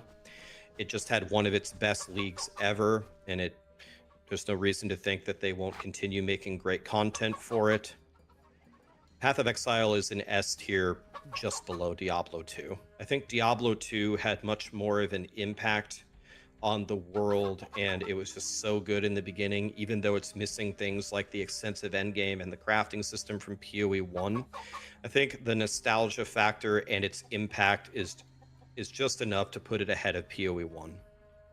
Yeah, I love this answer. I think that is exactly how I would describe it as well. Coming from somebody who hasn't played a lot of Path of Exile, I've still recognized its genius. And the way that I've described Path of Exile to my community and my experience overall, Rax, is sort of an acquired taste. I've said this a few times, where I think for me, Path of Exile 1 is like a very well-aged bottle of wine. So if you're not used to drinking wine, you can't really tell the difference about how nice a nicely aged bottle is versus like your generic boxed wine. And I'm not trying to call PoE 2 boxed wine at all. Like, it's a really nice bottle as well. But PoE 1 has aged in the cellar for a lot longer. It's had a lot more time to ferment. And for me, now that I've sort of begun to sort of develop this taste for wine, I can definitely see why a lot of people like Path of Exile 1. It's amazing. All right, moving on to Last Epoch, the game that you've just played a absolute bunch of that we've talked about recently in this conversation. Where are we putting this one? So if I think about Last Epoch, I think in general, compared to your average Jim Bob out there, I would say I'm more favorable toward the game than most people. So I'm going to try to look at this, try to draw that back a little bit and look at it objectively. Last Epoch is, it either has the best crafting system in any ARPG or the second best to PoE 1. I think most people would say it has the best crafting system. It's not as deep, but the way that the interface works and the way that the entire process flows through it's either the best or second best. Last Epoch has struggled with things that the company continues to iterate on. It struggles with things like animations and having the combat feel punchy, and the age-old complaint that the endgame is a little bit shallow. They have done things to make this better. They've made the way that you progress corruption better. The pinnacle bosses that they added were actually pretty great. Uber Aberoth is a real, truly difficult pinnacle challenge. And a lot of people are killing him these days just with absolutely giga overpowered builds where you don't even do any mechanics. But most people, if you have to actually do his mechanics, like where you don't have enough DPS to actually place his void beams, he's actually tough. I'd put him up there kind of with like Uber Maven from PoE 1 kind of thing. Like it's not so easy to beat Uber Abrath. I saw a lot of PoE 1 Giga Chads rage at fighting him, so they can build good encounters. Yeah. The campaign is, it's just a campaign. The graphics are a little bit dated compared to the other like more modern ARPGs, but Last Epoch is steadily improving. Similar to PoE 1, their last patch added corruption. It actually moved the needle for the game. I think they have the best loot filter of any game. Their loot filter is incredible, which is more important than you might think. They have the best stash system of any ARPG. So there's a lot of systems that they just absolutely nail. They were purchased by Krafton. So where does that fall in? The devs quote unquote lied to us. I guess it's not quote unquote. They did lie to us. They sold out. Now they're going to have paid classes. Usually when a big company buys out a game, it's usually not good news. We haven't seen that at all. Last Epoch, it's still been going up steadily. You could argue it's been going up at a better rate so far from when we've seen Krafton, but there has to be an area of caution here. So I think this answer will vary wildly. I think I'll put Last Epoch in B tier. It's got the best crafting. It's got legitimate pinnacle challenges. It has very good stash system. It has the best loot filter. There's a lot of things that make the game great, but I think we need more information. We need to see what actually happens with the expansion. We need to see whether the game gets better or worse based upon Krafton's influence. I think I just put it in the middle at B tier. Middle B tier, that makes sense. Yeah, I love the League of Fortune in Last Epoch. I love the crafting. I wish that the game, and I think that this is actually something that's probably going to be solved in the future. There's a certain weight that I've really come to love about Path of Exile 2, like the weight of the combat, the weight of your character kind of moving through the world. And for me, that's I think my biggest issue with Last Epoch is it just feels a little floaty compared to games like Path of Exile 2, where some people will say that maybe you feel a little bit too heavy in Path of Exile 2 and you're a little too slow. But I like those that feeling, when you're using an ability, you can really see how. And I think that this comes down to kind of animations and some adjustments that they can definitely make that could actually totally make Last Epoch go up to A tier and maybe even S tier down the road with a few more expansions. I do think though that I agree that the negative impact of sort of the I don't want to call it miscommunication, just the change in philosophy, we'll say, with regards to paid classes may inevitably prevent this from ever being an S tier game. Also, before we move forward, I've been reading chat, and I may have mislabeled this. I know, Rax, you said it was kind of like bottom of S tier or top of A tier. Do you think that we should keep it in A tier here, Path of Exile 2 I'm talking about, or should we move it into kind of bottom of S tier, just for the accuracy of the image? What do you think? I think, in my opinion, I think PoE 2 will be an S tier game, and it might be as soon as 2 weeks from now. I think I would put it at the bottom of S tier. Okay. Personally. Okay. So I think we move it. I think we move it up. Yeah. Okay. Just for the accuracy of I know you did say that, and for me, I did preface that bottom of S tier. I feel like there should have been a little gap here between S and A, but we'll put it up in S tier, but not above Path of Exile 1 or Diablo. I'll give Jonathan a chance to debate me. I'm banking on the patch in whenever it is. People say it's early May, people say it's the end of May. It doesn't matter. The upcoming patch that changes the end game, I'm expecting it to make it significantly better. If just that happens, it's already at a minimum bottom of S tier for me. Yeah, and I think before we move on to this next game, one thing that I've sort of learned about with grinding your games that sort of made me fall in love with them even more was they're sort of like they have like they're aware of their expectations, right? Like with Dawn of the Hunt, for example, the expectations were very, very high to produce a good league with 0.3, the Third Edict. And they blew us out of the water, man. Like the Third Edict was insane. There was so much shit that they put in the game. And so we're coming off of two pretty well-liked leagues, but the expectation is with Path of Exile 2 that despite 0.3 and 0.4 undeniably improving the game and making it better, there still is that void of the end game. And so I'm so excited, boys. I can't wait. All right, next we have No Rest of the Wicked, a game that I haven't beat, but I've been really enjoying playing off stream. Where does this one rank for you, Rax? So I think here we zoom out and we talk about Moon Studios. Moon Studios is just a simple sentence. Moon Studios makes good games. It's really just that simple. Have you ever played Ori or Ori 2?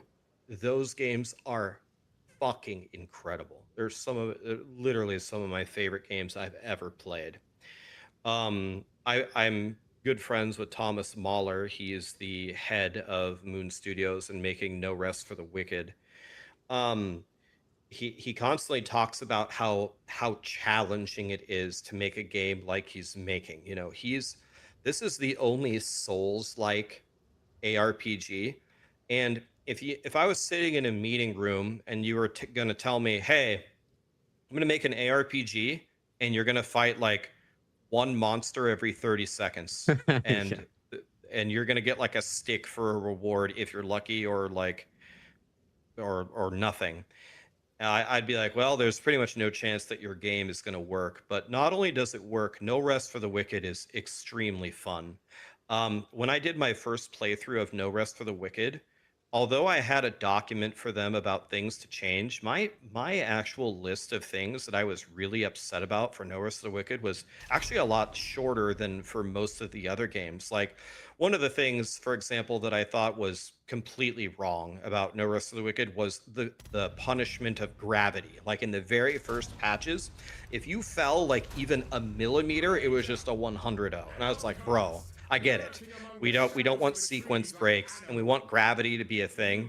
But the amount of damage that we take here, there's no way this is right. Like, if I take a step, I die. If I fall down one extra step. So they fixed that immediately, and a lot of the other quality of life things. They have said that the future plans for the game are quite extensive, and it feels almost like kind of Elden Ring meets an ARPG. I think the itemization has gotten a lot better. I think the way that you make your build with the different gems has gotten a lot better. The way that the meta progression works and how you build up your town and build up your house, the stash system has gotten a lot better. And the game hasn't even released yet, and it's also going to be a big launch on console. So, and I also think there's an entire class system being implemented into the game, which will make it even better. So I'm very favorable toward this game. It's the only game that even tried to make a Souls-like version. I have complete faith in Moon Studios. I think that, again, kind of like we were talking about for PoE 2 and probably Last Epoch, the trajectory is very, very high. Every patch has significantly improved it. For all those reasons, I think I'm going to put No Rest of the Wicked in A tier. I think it's an amazing experience playing this game. I 100% agree with this decision as well. And I wanted to include this one, Rax, because it is an interesting game to talk about in a sense, because it is, I would use the word innovation, but also deviation from our traditional isometric ARPG formula. A lot of people actually didn't love how the genre of ARPG was even used to describe No Rest of the Wicked, because when it released, it felt like it was like 90% Dark Souls DNA with maybe 10% action RPG, right? And I think that over the course of its development, they've listened to player feedback. There actually was a really good conversation. I don't know if you've heard this one with Chris Wilson and Thomas on Chris Wilson's channel recently. Chris has been having some banger episodes of his conversations over there.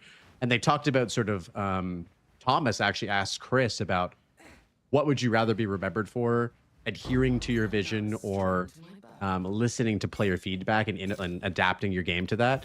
And they both sort of like mentioned that it has to be both, but I think they both were like, but we want our vision to always be at the forefront. And I think that No Rest for the Wicked screams Thomas's vision, regardless of them making good changes. And there's a lot of shit coming to this game. I think my favorite part about No Rest for the Wicked is just the art style. The art style, I haven't played Ori, so I don't know if this has existed prior in other games, but the art style is just so beautiful and so unique to No Rest of the Wicked. It's probably one of my favorite art styles I've seen in like any game recently.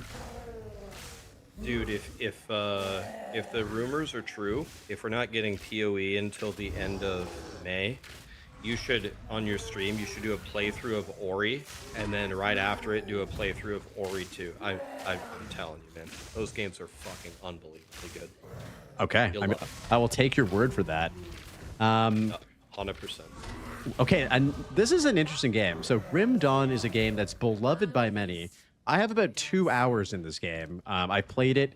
I didn't hate it. I didn't love it. And then I kind of just set it down and never played it again. There's a new expansion coming out, I believe, sometime in this year. Where are you thinking, Rax, that Grim Dawn belongs on this list? Grim Dawn is one of the best ARPGs. It just really is. It's an amazing game. Grim Dawn is one of the only games that actually delivers the classic ARPG feel of you're actually dungeon crawling.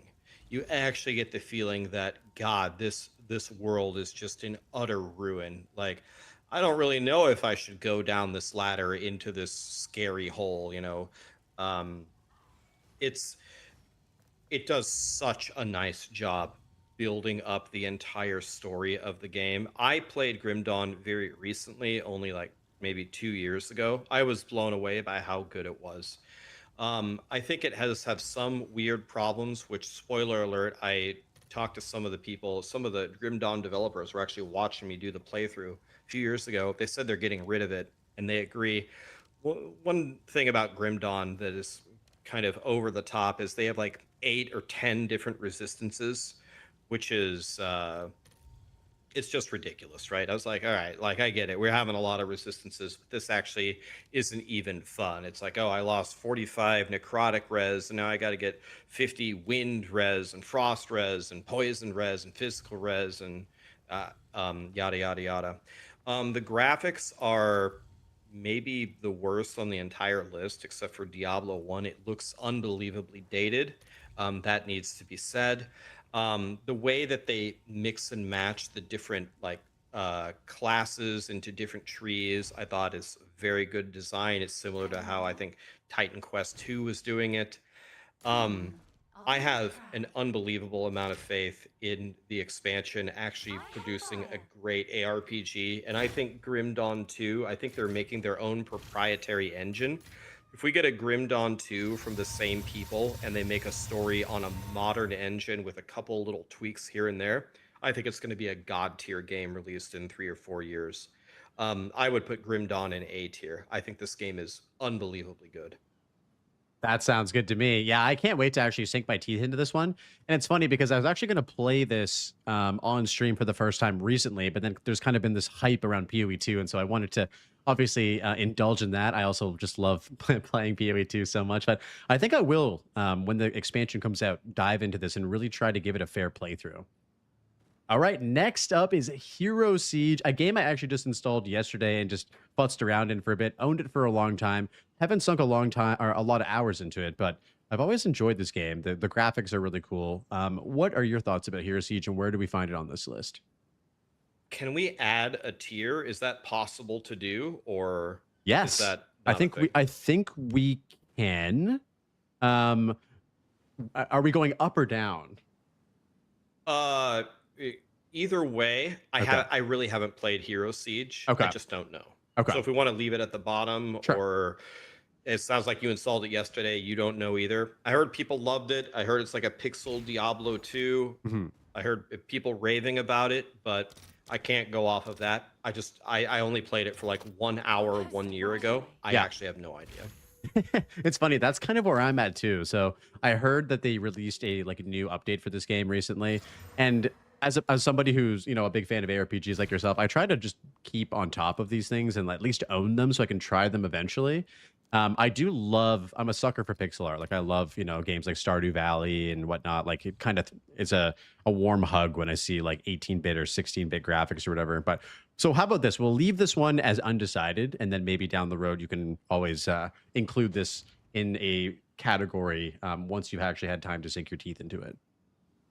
If you like pixel art ARPGs, you got to play Sloromancer, man. Sloromancer, that's the game. Game is so fun. You ever played that? I've never played that one. I've definitely seen you play it before, but yeah, that's a great recommendation. I gotta check that one out. It's brand new and it's like $5.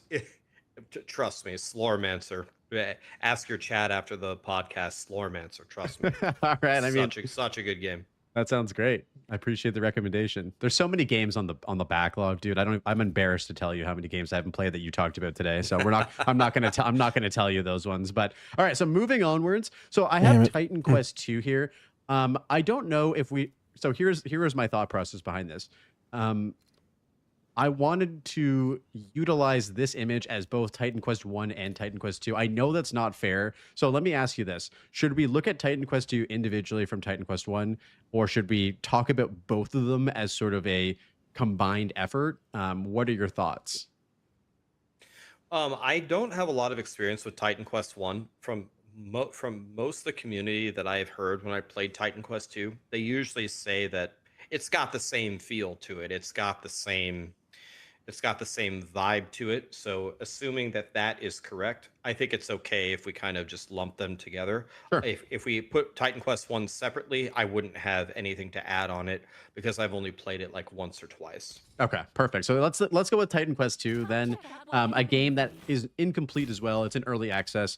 But from what I've played of it, I did a playthrough on when it came out. I really liked it, and I'm not usually a big fan of like just solely single player ARPGs, but I think this game actually inspired me to want to give Grim Dawn another playthrough as well. Where are you thinking that Titan Quest 2 falls on this list in its current state? So I like Titan Quest 2. I would say right now for me, like if I had the option, probably the place I'd put it in is question mark, just because it is so it's really just not done. Like it's so far behind PoE 2. Like I think we just got the 3rd chapter, right? And I think originally they didn't plan on doing an end game, but now they're kind of open to doing an end game. And I don't know if they were planning to do seasons. Now they're maybe thinking about doing something like that.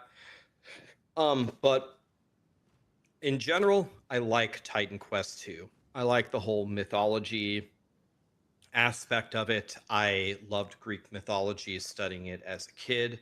So seeing all the gods all around here in Titan Quest 2 and Hades makes me really happy.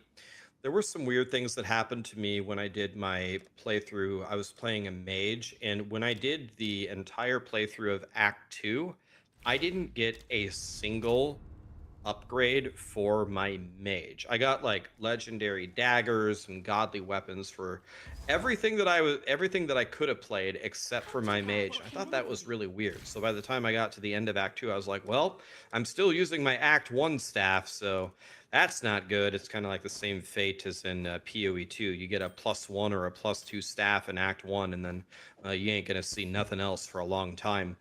But I thought the game was fun. I thought the side quests were fun. I thought the different biomes were very good. I think that Titan Quest 2 will become a pretty fun game to play. If we're going to throw it up here on a rank, right now, I'd probably put it in like, I can't put it any higher than B tier, but it is a pretty fun game to play. Okay, let's put it at like a mid, like B tier. It sounds like maybe absolutely below Last Epoch for sure. I think that's good where it sits right now.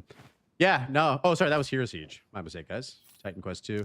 Yeah, I really like the vibes of Titan Quest 2. It's hard to eloquently put it even more descriptively than that. There's just a vibe of being in this world and being sort of immersed in like the mythology, like the Greek mythology, and I don't know, just the world is really beautiful in Titan Quest 2. I think they've done a great job of what they have so far, and I'm excited to see what happens with this game in the future. I'm holding off until 1.0 though. I think I played the first act, and I think that like I got the gist of it, and I don't want to. I'm not going to be the type of guy to come back every time they update it. What about you? Are you going to be kind of coming back to it frequently, or are you kind of just waiting for it to be done? I kind of go back and forth on it. If it lands how I call it in space when there's no other things going on with the ARPGs, I'll absolutely jump in and play it.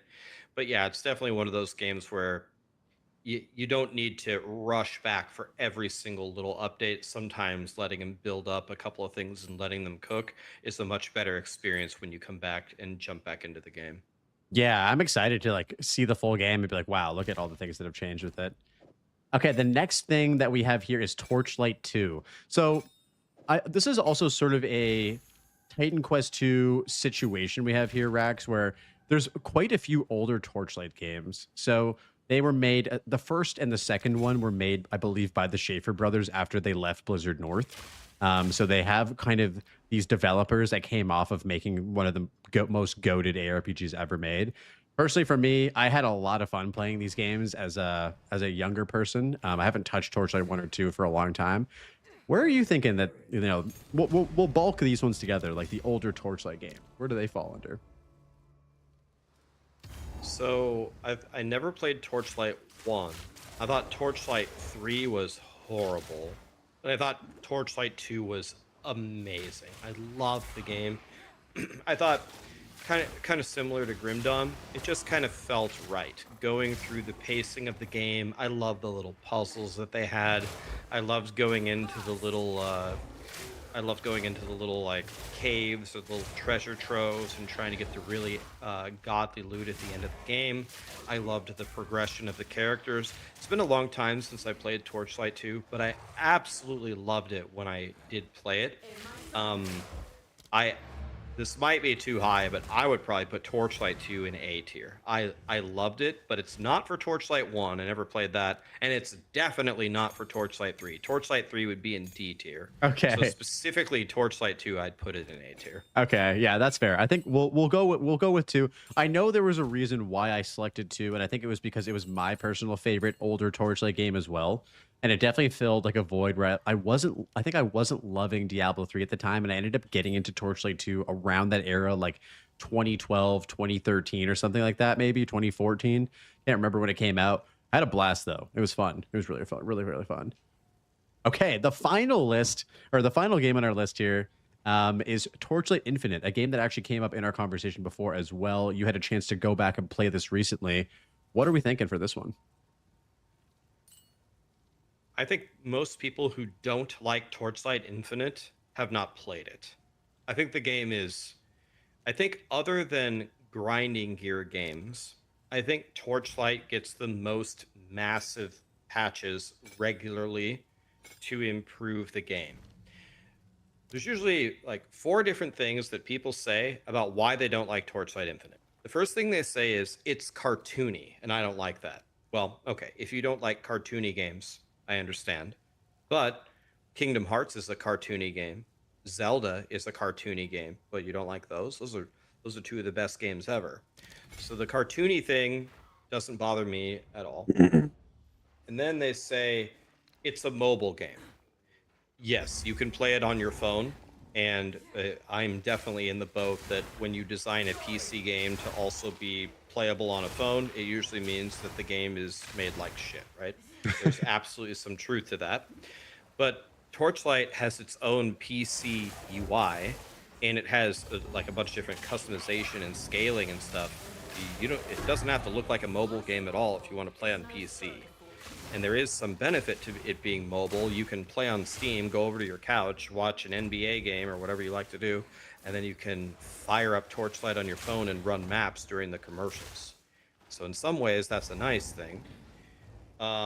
They don't like the whole like menuing kind of gotcha thing. It keeps like popping up like, you just won 2 of these, you just won 5 scrolls. But the counter argument I would put to that is that goes away almost entirely once you get into the game. Like, they're giving you a ton of things for completing the campaign. Once you get into the end game, those pop-ups almost entirely just go away. So It is very annoying in the beginning, but it finally dissipates. Then, of course, the elephant in the room, the pay-to-win aspect. You can swipe your card and get better pets. The pets can make you stronger, and they can also give you better drops. By definition, no other way to say it, it makes the game pay to win. You can swipe for more power and more drops. That's what pay to win is. So there is no defense for that individual piece. However, the game is free. It's actually a free game. PoE 1 is free in quotations. It's free, but you really have to buy a couple of stash tabs to have a minimum quality of life if you want to play the game seriously at all. So really, PoE 1 is free, but it's really like $30 or something. Torchlight is actually free. You download it, you never buy anything, you can clear 99% of content, you don't need stash space, nothing. You can actually play it for free. That's very rare these days. Everything, the famous saying is, in this economy, we can't do anything in this economy. One thing you can do in this economy is play Torchlight. It's got pretty good endgame systems. It's got pinnacle bosses. It's got Time Mark 8. It's got Deep Space. It's got a ton of different events. It's the zoomiest ARPG. You can fly around like Superman and crush everything. You can go to the training dummy and move your DPS from 10 million, 100 million, 1 billion, a trillion, and try to clear everything. I'm favorable toward Torchlight Infinite. A lot of the downsides that people talk about it don't really apply to me, or I think they're very easily sidestepped for a lot of the great content that they provide us. I think Torchlight Infinite is either at the bottom of A or somewhere in B. Looking at the tier list, although I think Torchlight Infinite in a lot of ways does some things better than Last Epoch, I don't know if with a straight face I could say Torchlight is better than Last Epoch. So maybe I put it right behind Last Epoch in B tier. Okay. Let's put that right there.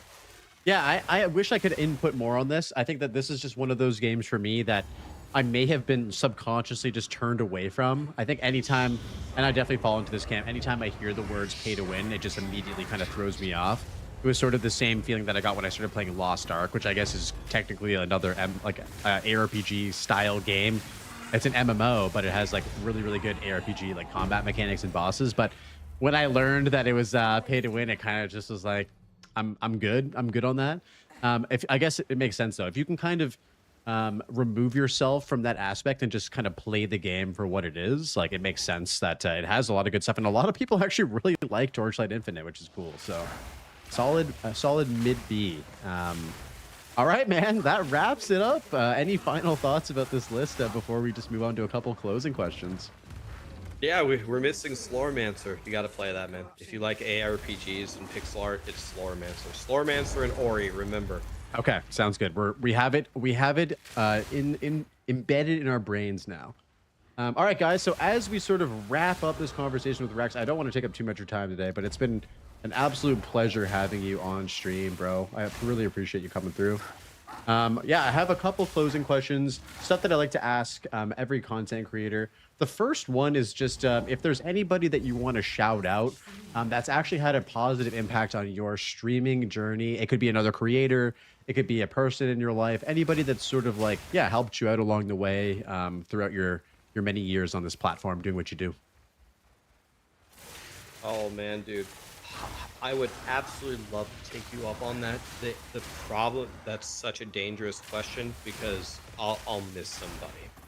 So let me say this. There's lots of creators out there. A lot of them, you know who they are without actually trying to list some names that I actually consider my friends. Like I do not interact with these creators in any way, even for 1% for like a career advancement or a financial benefit to me. I actually just consider them my friends. So a lot of the great content creators out there, I'll tell you something interesting. When I remember at the very beginning of the podcast, we were talking about strategy with streaming. Mm-hmm. I talked to some streamers, successful ones, before I started streaming. And I asked them, can you give me some tips about streaming ahead of time? Like not generic stupid crap that I can read on the internet, like as someone who actually streams, can you tell me some secrets that are not obvious about how I could make this work?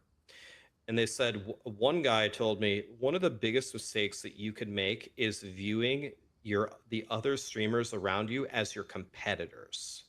I've got to do better than Blaze Works. I've got to do better than Gazzy. I've got to do better than Aaron Action RPG. I'm just reading some random names I see online right now.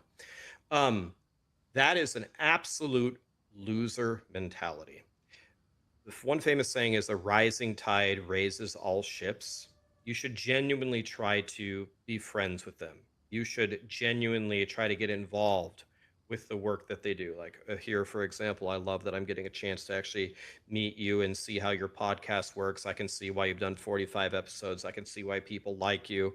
It's great to have you here. And I genuinely mean that. So as a generic blanket statement, I do appreciate all the different content creators that honestly, they just provide different things. Like, what do I provide? Well, not much, but I provide guides that are very simple. That's my whole strategy. People think like, oh, Rax can't make a mirror tier endgame build to save your life. It's like, bro, if I wasn't a streamer, that's all I would do. Like, I just play one thing to oblivion and hit for 10 trillion damage. That's what I would do if I wasn't a streamer. Or you'd My be on focus Mars is or on- in the ER room. Yeah, there we go. Now we're talking. Now I'm excited. Sorry to interrupt you. I had to preface that. Yeah, I watched a tongue surgery the other day. This guy had cancer on his tongue. I watched him amputate half of his tongue. I was like, God, how would you even do that? People are going to think I'm Jeffrey Dahmer, but no, I don't want to kill people. I want to make them live. It's You want to the help them. opposite. Yeah. Yeah, I want them to get back up off the table and not as a zombie and live their life. Yeah. But no, genuinely appreciate all the creators. But definitely the number one thing I would shout out is just the people that have come to the stream or the people that have watched my YouTube over the years. It's pretty simple. If they weren't there, I wouldn't be able to do this as an occupation, and I wouldn't be here. So the moment that they leave is the moment that I have absolutely nothing. It's actually really contingent upon them. Of course, it's my job to give them content worth watching, but the most I generically shout out all the content creators who I genuinely consider my friends, and I would massively shout out any ARPG fans that are out there. Just even being here, not even subbing, giving bits or anything, just being here is you've already done plenty for us. Yeah, I love that answer. I think that it makes sense. And I like to ask this because sometimes people have a specific person in their life or in who's involved in their communities or their streaming and their content creation that they want to shout out. But I think that it does become harder the longer you do it because there's more and more people that can have a positive impact on you. So I love that answer. And thank you so much for the kind words just about the podcast and the show. You've been awesome as well to speak to, and it's been just an absolute... The old magic still thrives. Those guys, right? Not you, Synoptic. Those guys, just in case. That was quite remarkable.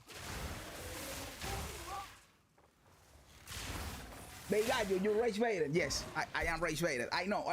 Yo, Snoop, Papi, how you doing? Hey guys, we have a Snoop over here. Snoop, Papi, I need to hear your take on the delay to the 29th of May. We need the take. We need the take.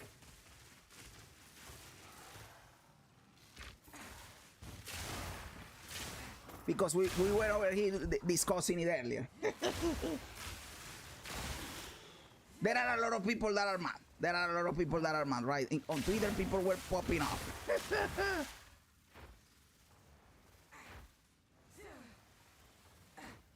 Maybe someday we actually get all weapons and classes and a fully released game. I'm gonna get really good at campaign speedrunning with all this practice I'll have. Hey, there you have based opinion right there, guys. You could be practicing your league launch. Maybe I should do that too. We got the coaching from Crimson for Act 1, but maybe I should get Act 2 and 3 too.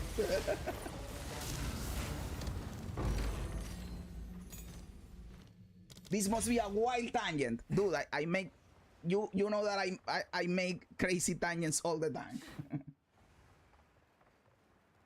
Storming arrow.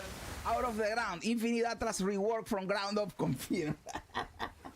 That was a cool video you did. Oh, thank you, Snoop. You watched my new video, the one on for the release of 0.5. Thank you for watching it, brother. Thank you. I try to not be, to not emit a judgment. Oh, the coaching one. Okay, thank you, papi. Thank you. Yes, I was trying to learn because I am dodging. I could be better, obviously. I could be better. I made many mistakes, but I was also not familiar with the build. I did stupid keybinds. I am not making excuses, right? I am just explaining. Also, there was a big problem, guys. I have to address this. I have to address this. I am going to open Photoshop to explain. Because I did something very retarded that I have to explain why I did it. Right? And yes, I got very crazy RNG on that run.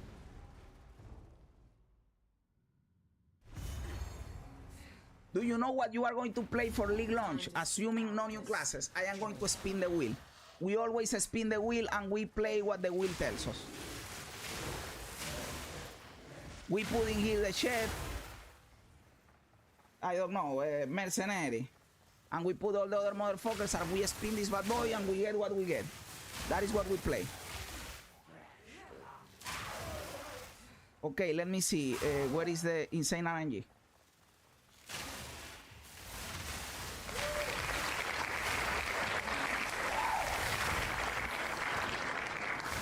I am going to explain something very stupid that I did over here.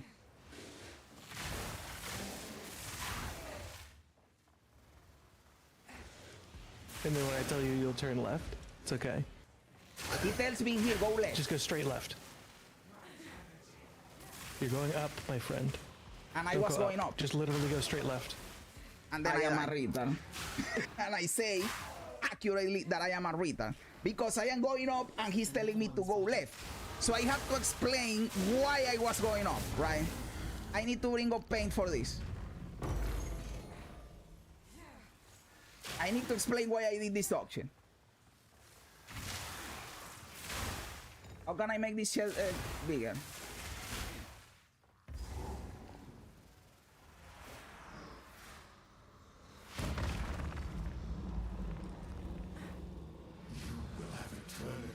How can I make the brush bigger? What did I do to fucking paint, brother? This used to be easy. Paint used to be the easiest shit ever. Now this shit doesn't have to make my brush bigger.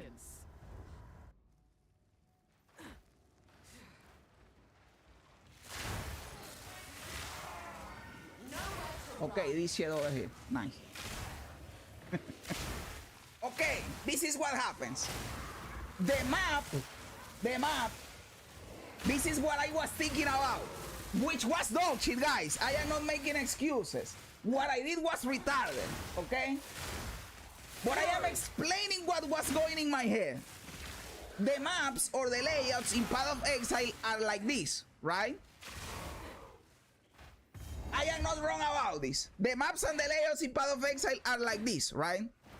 You have normally the entrance over here, for example, and one exit can be over here or it can be over here or whatever. It doesn't matter, right?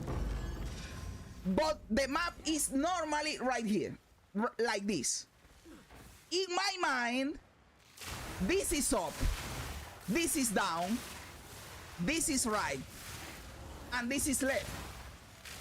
So when he tells me, go left, I am trying to go here. But in the way he sees it, right, this is up and this is left. I am not making excuses. I am just explaining what happened. After he explained this, the rest of the run, I understood what he was saying, right? It was just in this moment that it was like that.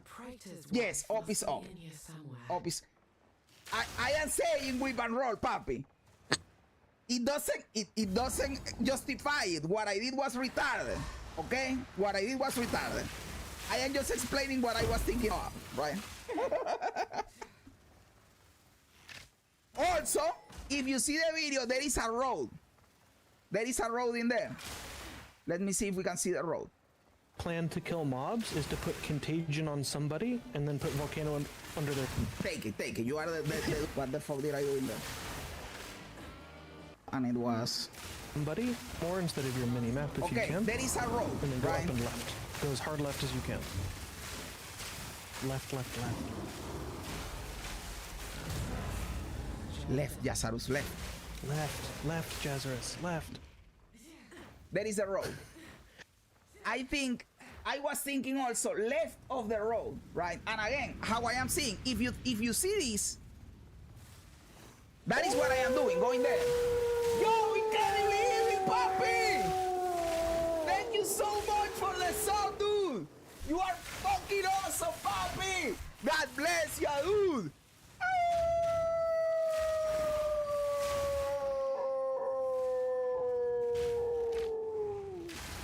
Thank you so much, brother! Thank you! My mom right there. Welcome to the pack, brother. Thank you so much for the support, dude. Hopefully they change rarity because of your text. Yeah, please. 0.5 is the perfect moment to change rarity. So as you can see in here, my logic that I was going there, not only because of the diamond layout, but also there is like a road in here, and I am going left of the road. It's solid. Like the logic in my mind is solid. It is retarded. It's retarded to think like that. But when you think like the logic in my mind is solid. It is retarded to think like that. But when you think like that, it makes sense, right? Just go straight left. And in my mind, I am thinking, why? I will tell you something, boys. When he's repeating, but go left, I am thinking, but I am going left. Why is he insisting that I go left if I am going left? And I was going up. You're going up, my friend. Then when he says you are going up, it click. Oh, he means like, yes, okay. Don't go up. Just literally go straight left. I am a retard. It's okay. Yes, exactly. Like I am thinking like this, like an X, and he's thinking like a cross, right? That was a misunderstanding for me, not for him. For me.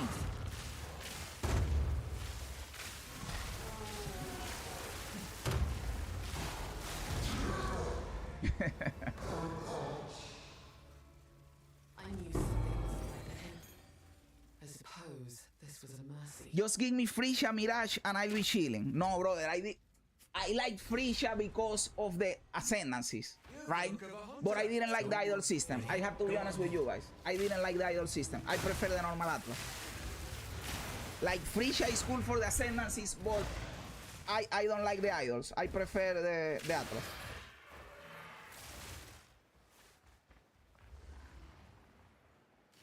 Splitting the games really hurt them badly. PoE2 clearly wasn't ready to become a live service game.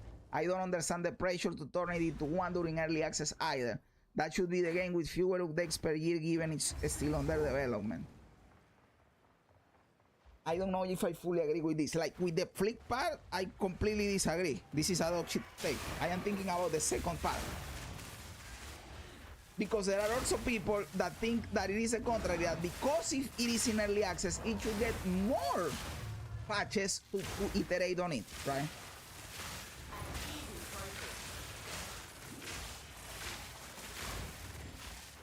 Let me see what you guys have been saying.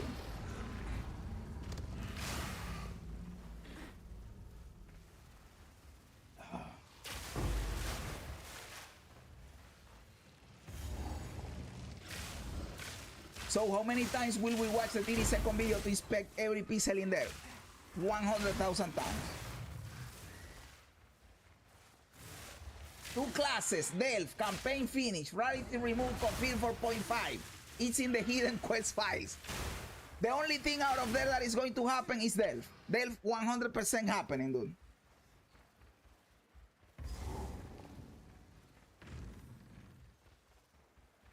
May 7 rounds around. They buff rarity. They discontinue the bad MTX for Wyvern and add extra skills to Wyvern.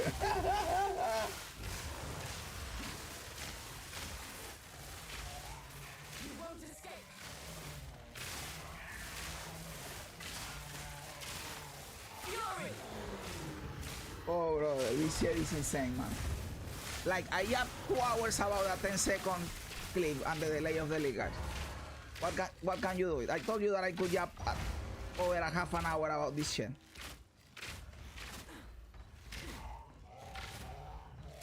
Yeah, Sarus, what do we play for a fucking month? Man, there is a lot of things to play, to be honest.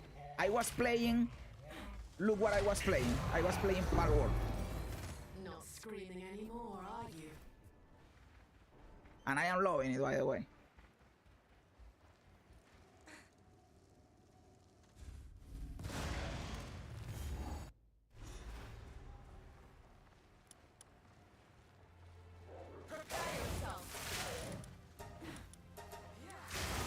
This game is fucking awesome. I am still in the early game, obviously. I suck. But I was playing this. Like, there is always something that you can play meanwhile.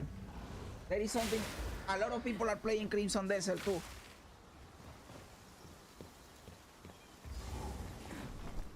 Where are my Pokemons? Okay, there they go. There they go.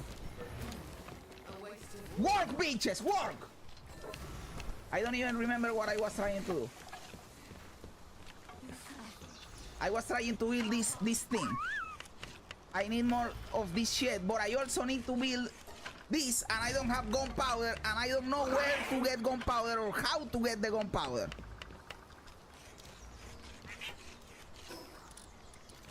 Let me see the technology. Where the fuck is the gunpowder? I don't see the gunpowder in this bitch.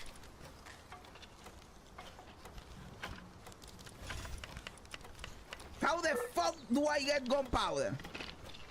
I have charcoal, but like, oh, here it is, okay. Oh, I need sulfur. Where do I get sulfur? Where the fuck do I get sulfur? We need a search bar in this bitch. You can kill Tokatokas. What the fuck is that? What if I kill fire Pokemons? This guy doesn't drop it. They the two can be in the desert. Oh, okay, okay. I don't think I have gone there yet. I am very early. I have only beaten one gym leader, by the way, one boss. Let's call it boss instead of gym leader. I have only beaten one boss. But I am not going to actually play the game. I wanted to show you that you can play other shit while waiting for 0.5, right? We can play other shit. It is definitely doable. I was also playing Pokemon Fire Red, but I cannot show that on a stream because you know how they are with emulators, right? I am playing Pokemon Fire Red on emulator. I have a Machamp, a Gengar. What else do I have? An Arcanine. It is still not an Arcanine. It is a Growlithe, but it is going to be an Arcanine. What is the other motherfucker? An Umbreon. And a Poliwrath.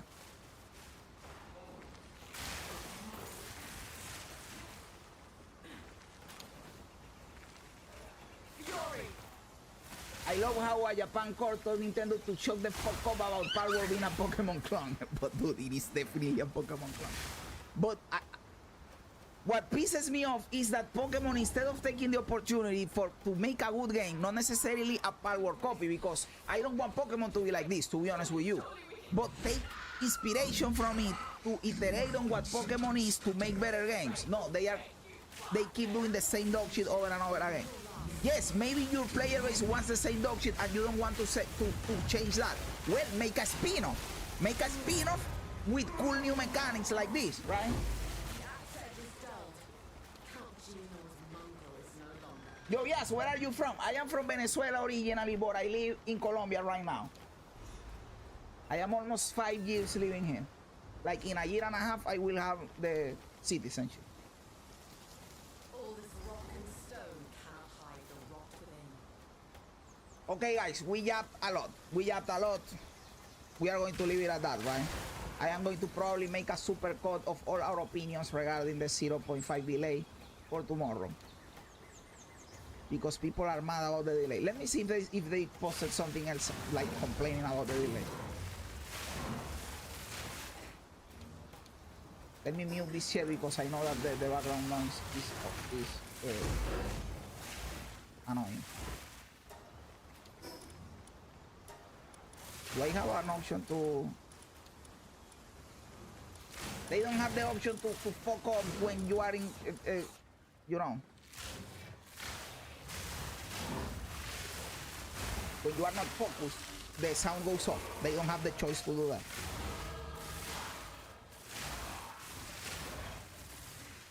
No mercy. New Pokemon is cutesy lane. True. Just make a game that's super boring and cause and free drops, call it Pokemon 3 million units sold. True. Wait, I heard of a game that looks cool. We could play waiting PoE 2. It's called something like Path of Exile 1. Sounds super innovative. Dude, I have a mirror in PoE 1. You know what I am doing in PoE 1 currently? Since I already did everything that I want and I have some currency hanging around, I am learning crafting. I am watching crafting videos, buying random shit and crafting it and selling it for profit. I am using the free time to try to learn crafting, not worrying about the price of shit because I no longer need it, right? How has the situation in Venezuela changed? Haven't heard anything. It has improved. It has improved a little bit. People are unhappy because we still have like the old government, like people that work with Maduro, right? The old government is still there. But it is definitely better than before. And we will probably at some point next year we'll have elections to remove the current government. So it is definitely better. It is definitely better. We are optimistic. We are definitely optimistic. First one. Let's see what people are saying. Expansion has been announced. I saw a couple of details. So what does this mean? This is the Burning Monolith, but this is what? A precursor, an ancient.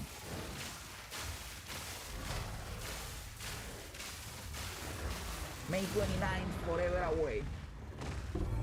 Is there nothing safe from Nice, fellow Venezuelan PoE enjoyer to hear. Hey, Alejo, based. Could destructors in the new teaser be replacing Atlas Corruption? I don't know. Some people are speculating, even in my Discord, that towers and citadels are going to become one thing. I don't know about that. 0.5 retrospectives and hopes for 0.6. We could do the predictions soon too, by the way. Predictions for 0.5. Because it is in 2 weeks. So we could do, maybe tomorrow we do the bingo, the predictions with the bingo. One game to rule them all. They look similar, they do look similar. Guys, this is the most confusing trilogy I have ever seen. Legacy of the Ancients, Defense of the Ancients, Return of the Ancients. Come on, do something. Yes, brother. Course.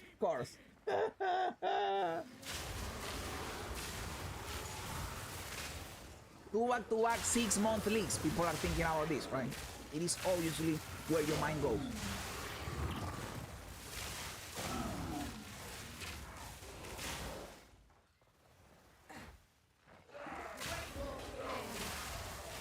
Hey, yes, I got a video of this coming out tonight. 22 minutes long. Hey, 22 minutes is a good duration. I am almost going off tonight, but maybe we can take a look for tomorrow, papi. And share, please share it on the Discord. Look at this. With 0.5 launching on May 29, it will be almost 6 months between 0.4 and 0.5, 168 days. And if it is true that the other one is releasing in December, it will be 200 days after that, which will be even longer than this. So be prepared, boys, be prepared.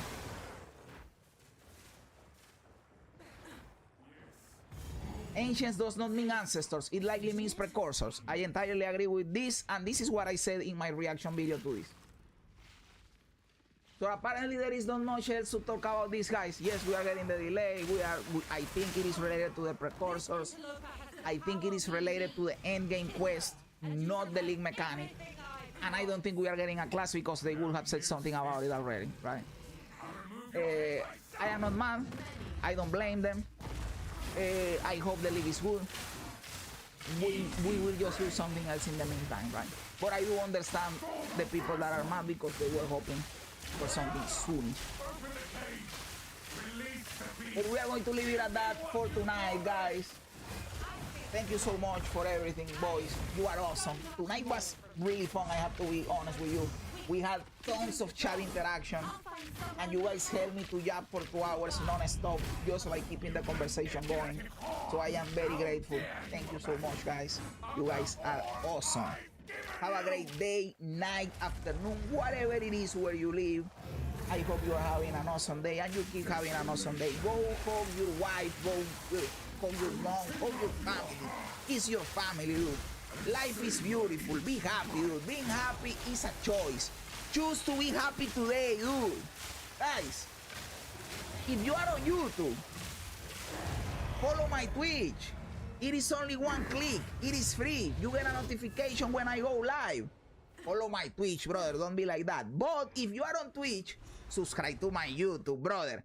It is 1 click. It is quick. It is easy. It is free. You get content. I get a sub. Win-win situation. Just sub to my YouTube, brother. Don't be like that, dude. Also, join my Discord. I am always active on my Discord. Easiest way to communicate with me when I am not live. You can join my Discord, recommending their videos, articles, tweets, back takes, so that I include them in my back takes videos or whatever. Join my Discord, dude. And yes, guys, thank you for everything. You guys are awesome, dude. God, please bless every single person that is here. Make them happy. Make their families happy. Make their wishes come true. Guys, thanks for being here. You guys are awesome. God bless you. And remember, don't be afraid ever, because this is just a ride.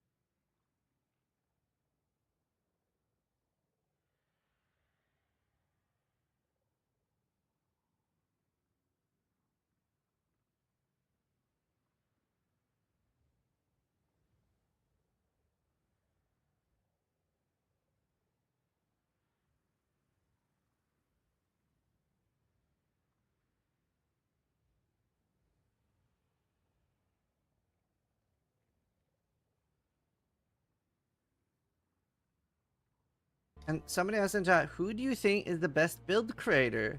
I think we all agree that the best build creator is some random Chinese guy that plays on the China servers that just, you know, everyone like Zhang, Ru, etc. ends up copying.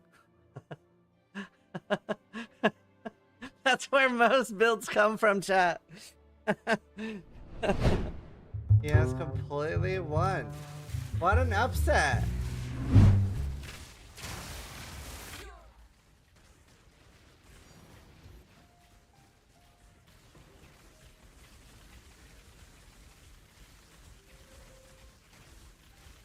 I'm good.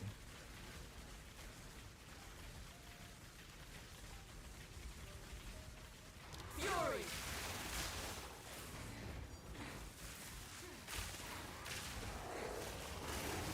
Chat, the next gauntlet is gonna be even harder.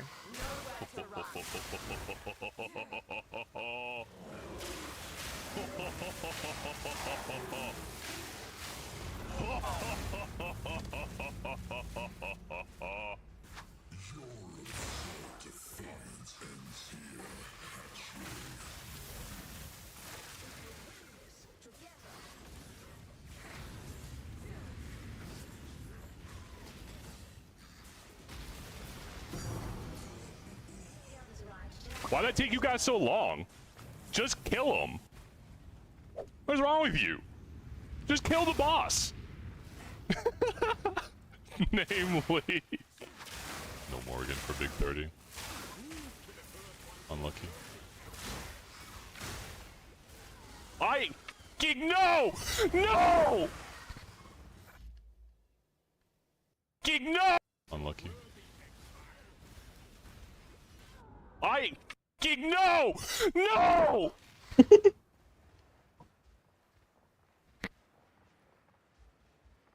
What even happened? So the gauntlet will end tomorrow. So realistically speaking, you don't have time anymore. Now it's too late to apologize. It's too late. You know, I like to sing. It's a song. It's too late to apologize. It's too late. And the synergy. I will just end it.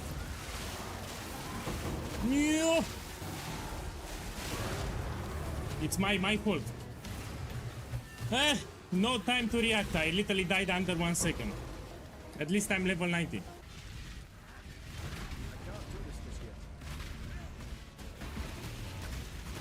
Practice makes perfect. What the f***? I just leveled, guys. I'm at 101. Bro, what? This isn't Gauntlet? He has the claw and the sword. Jung, you better hurry up. This guy's gonna start killing some bosses soon. This is a certified good build right here.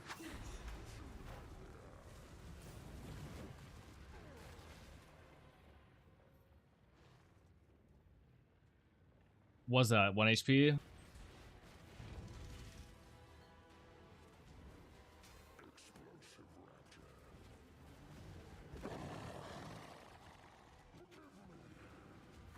Yeah. Yeah. That's what I'm saying, dude. Pulling Whisper. Let's go, dude. Let's go.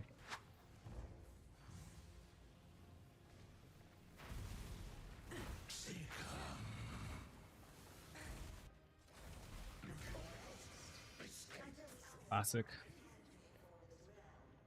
Got a little thingy there. Oh, beam debuff, beam debuff. Jung, you have to be. It appears the Faradin have Oh. been busier than the Ardora expected. Oh my god. That was so risky. That was so risky. So unlucky.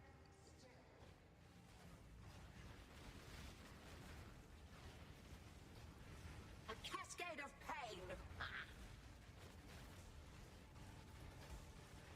Stand still.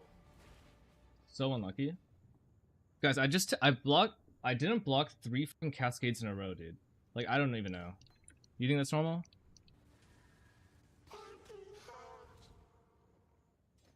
Whack.